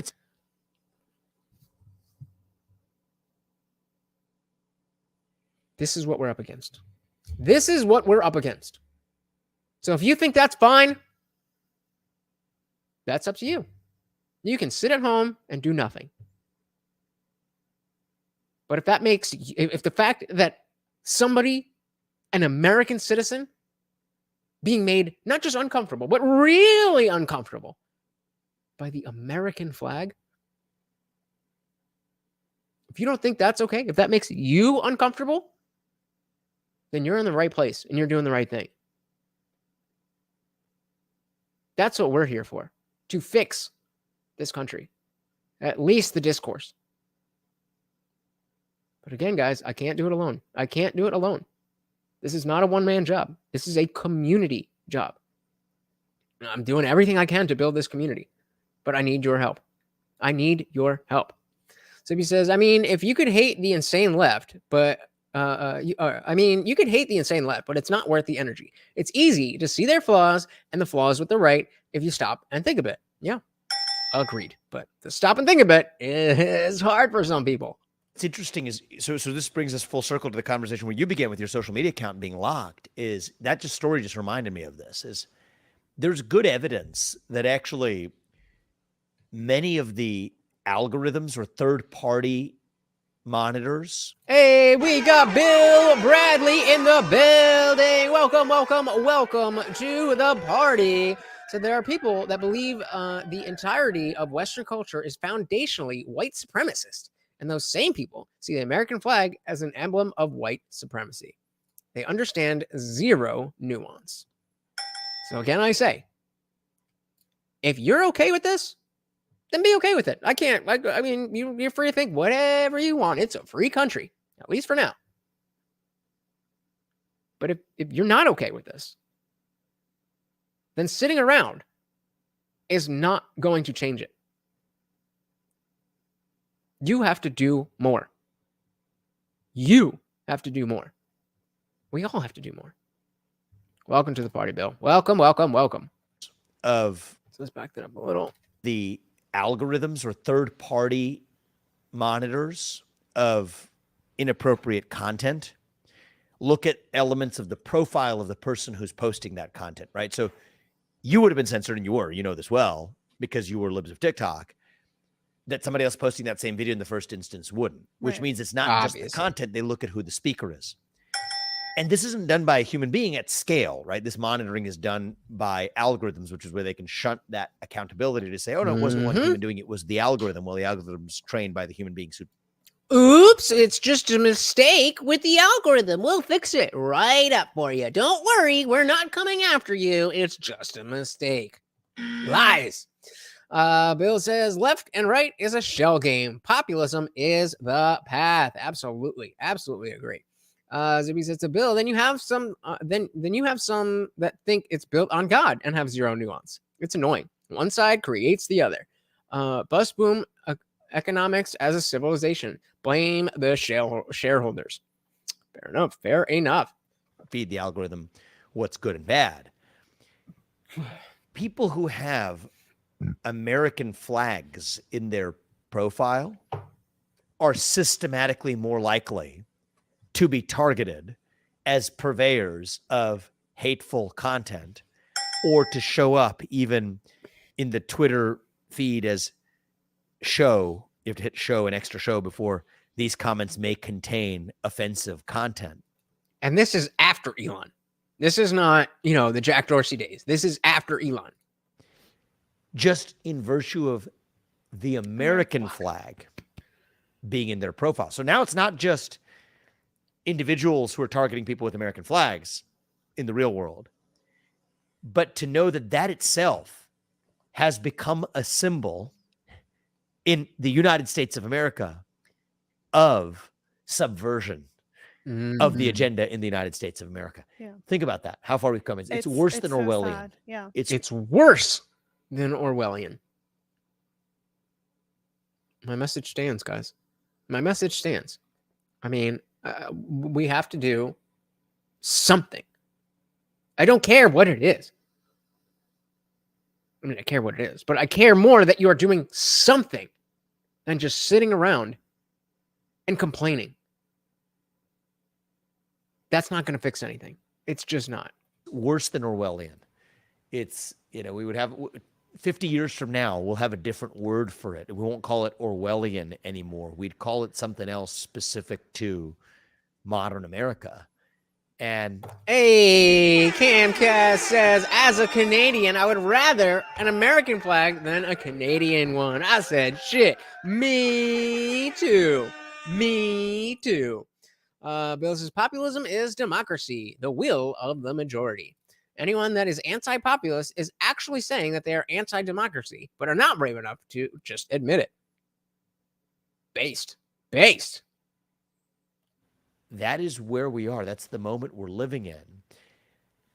I do think there's an optimistic silver lining to all of this, which is interesting to me, which is what a moment to be alive, actually. I mean, imagine the people who were alive in 1775, right, on the eve of the American Revolution. They had every reason to point to their desire to be sovereign in the face of unique threats that they faced. Not sovereign citizens, but sovereign from, you know what I mean. But I mean, he's absolutely right, guys. He's absolutely right. We are those people. We are on the eve of a revolution. And it's not going to be hopefully, it doesn't need to be a violent revolution. It just needs to be something. It needs to be an overtaking of the status quo that we have. If you're fine with how things are going, great. If you're not, then you need to do something, because too many people are not only happy with the way things are, they're happy with the way things are going. They want it to go further. You cannot comply your way out of tyranny. So those are your choices. Comply and get tyranny, or speak up and stand out and hope that maybe we can fix things. Maybe we can create for our grandchildren a country that looks back at 2023, 2020. I was like, oh my God, they did that? Why would they do that? Why would they live that way? We are the ones who can do that. So I mean, there's a little bit more to the show, but I think we get the majority of the message, and I think we definitely have seen how Vivek is driving the conversation and doing so very well, listening, understanding, bringing up questions, bringing up things that have not been addressed, finding novel information. That's all great, all great. So I really want to thank you guys so much for hanging out. I mean, you know, it means so much to me when you guys are here and saying that we have to do something. Being here, watching this is doing something. Even if you can't contribute monetarily, I understand that. I mean, you know, I gotta ask for it because I gotta maintain, I gotta live. But I totally understand that if all you can do is be here, then that's great. But make sure you're doing something. Let's make sure you are doing something. So with that, I want to give a big shout out to the sponsor of the stream, Indie Film. Thank you so much. I really do appreciate it. It is people like you that is the only way that I can continue doing this something. And I think it really is something. Maybe you disagree, but I know that we have something here. And I'm sure that it's going to evolve over time. It's going to change. It's going to be not exactly what what I think it is right now. But I'm willing to meet that. I'm willing to meet that challenge, to go on the journey from where I sit right now to where I will be when I have the answers to fix the fucking country. The more you guys have my back, the better it's going to be. So thank you so much for being here. I love being able to do this with you guys. And a big shout out again to Indie Film. I just cannot make a living doing this with no money. And you guys know how YouTube is with their flagging and their banning and their everything. So it really means a lot to me. So thank you guys. I really hope you come over to the Discord server to hang out and talk about the whatever we really want. We don't have any YouTube filters to worry about. So come on over. Thank you again, guys. Once again, I have been your host, Lutch, aka the Indian Jesus, here to resurrect the second coming of common sense. Until next time, guys, I am out of here.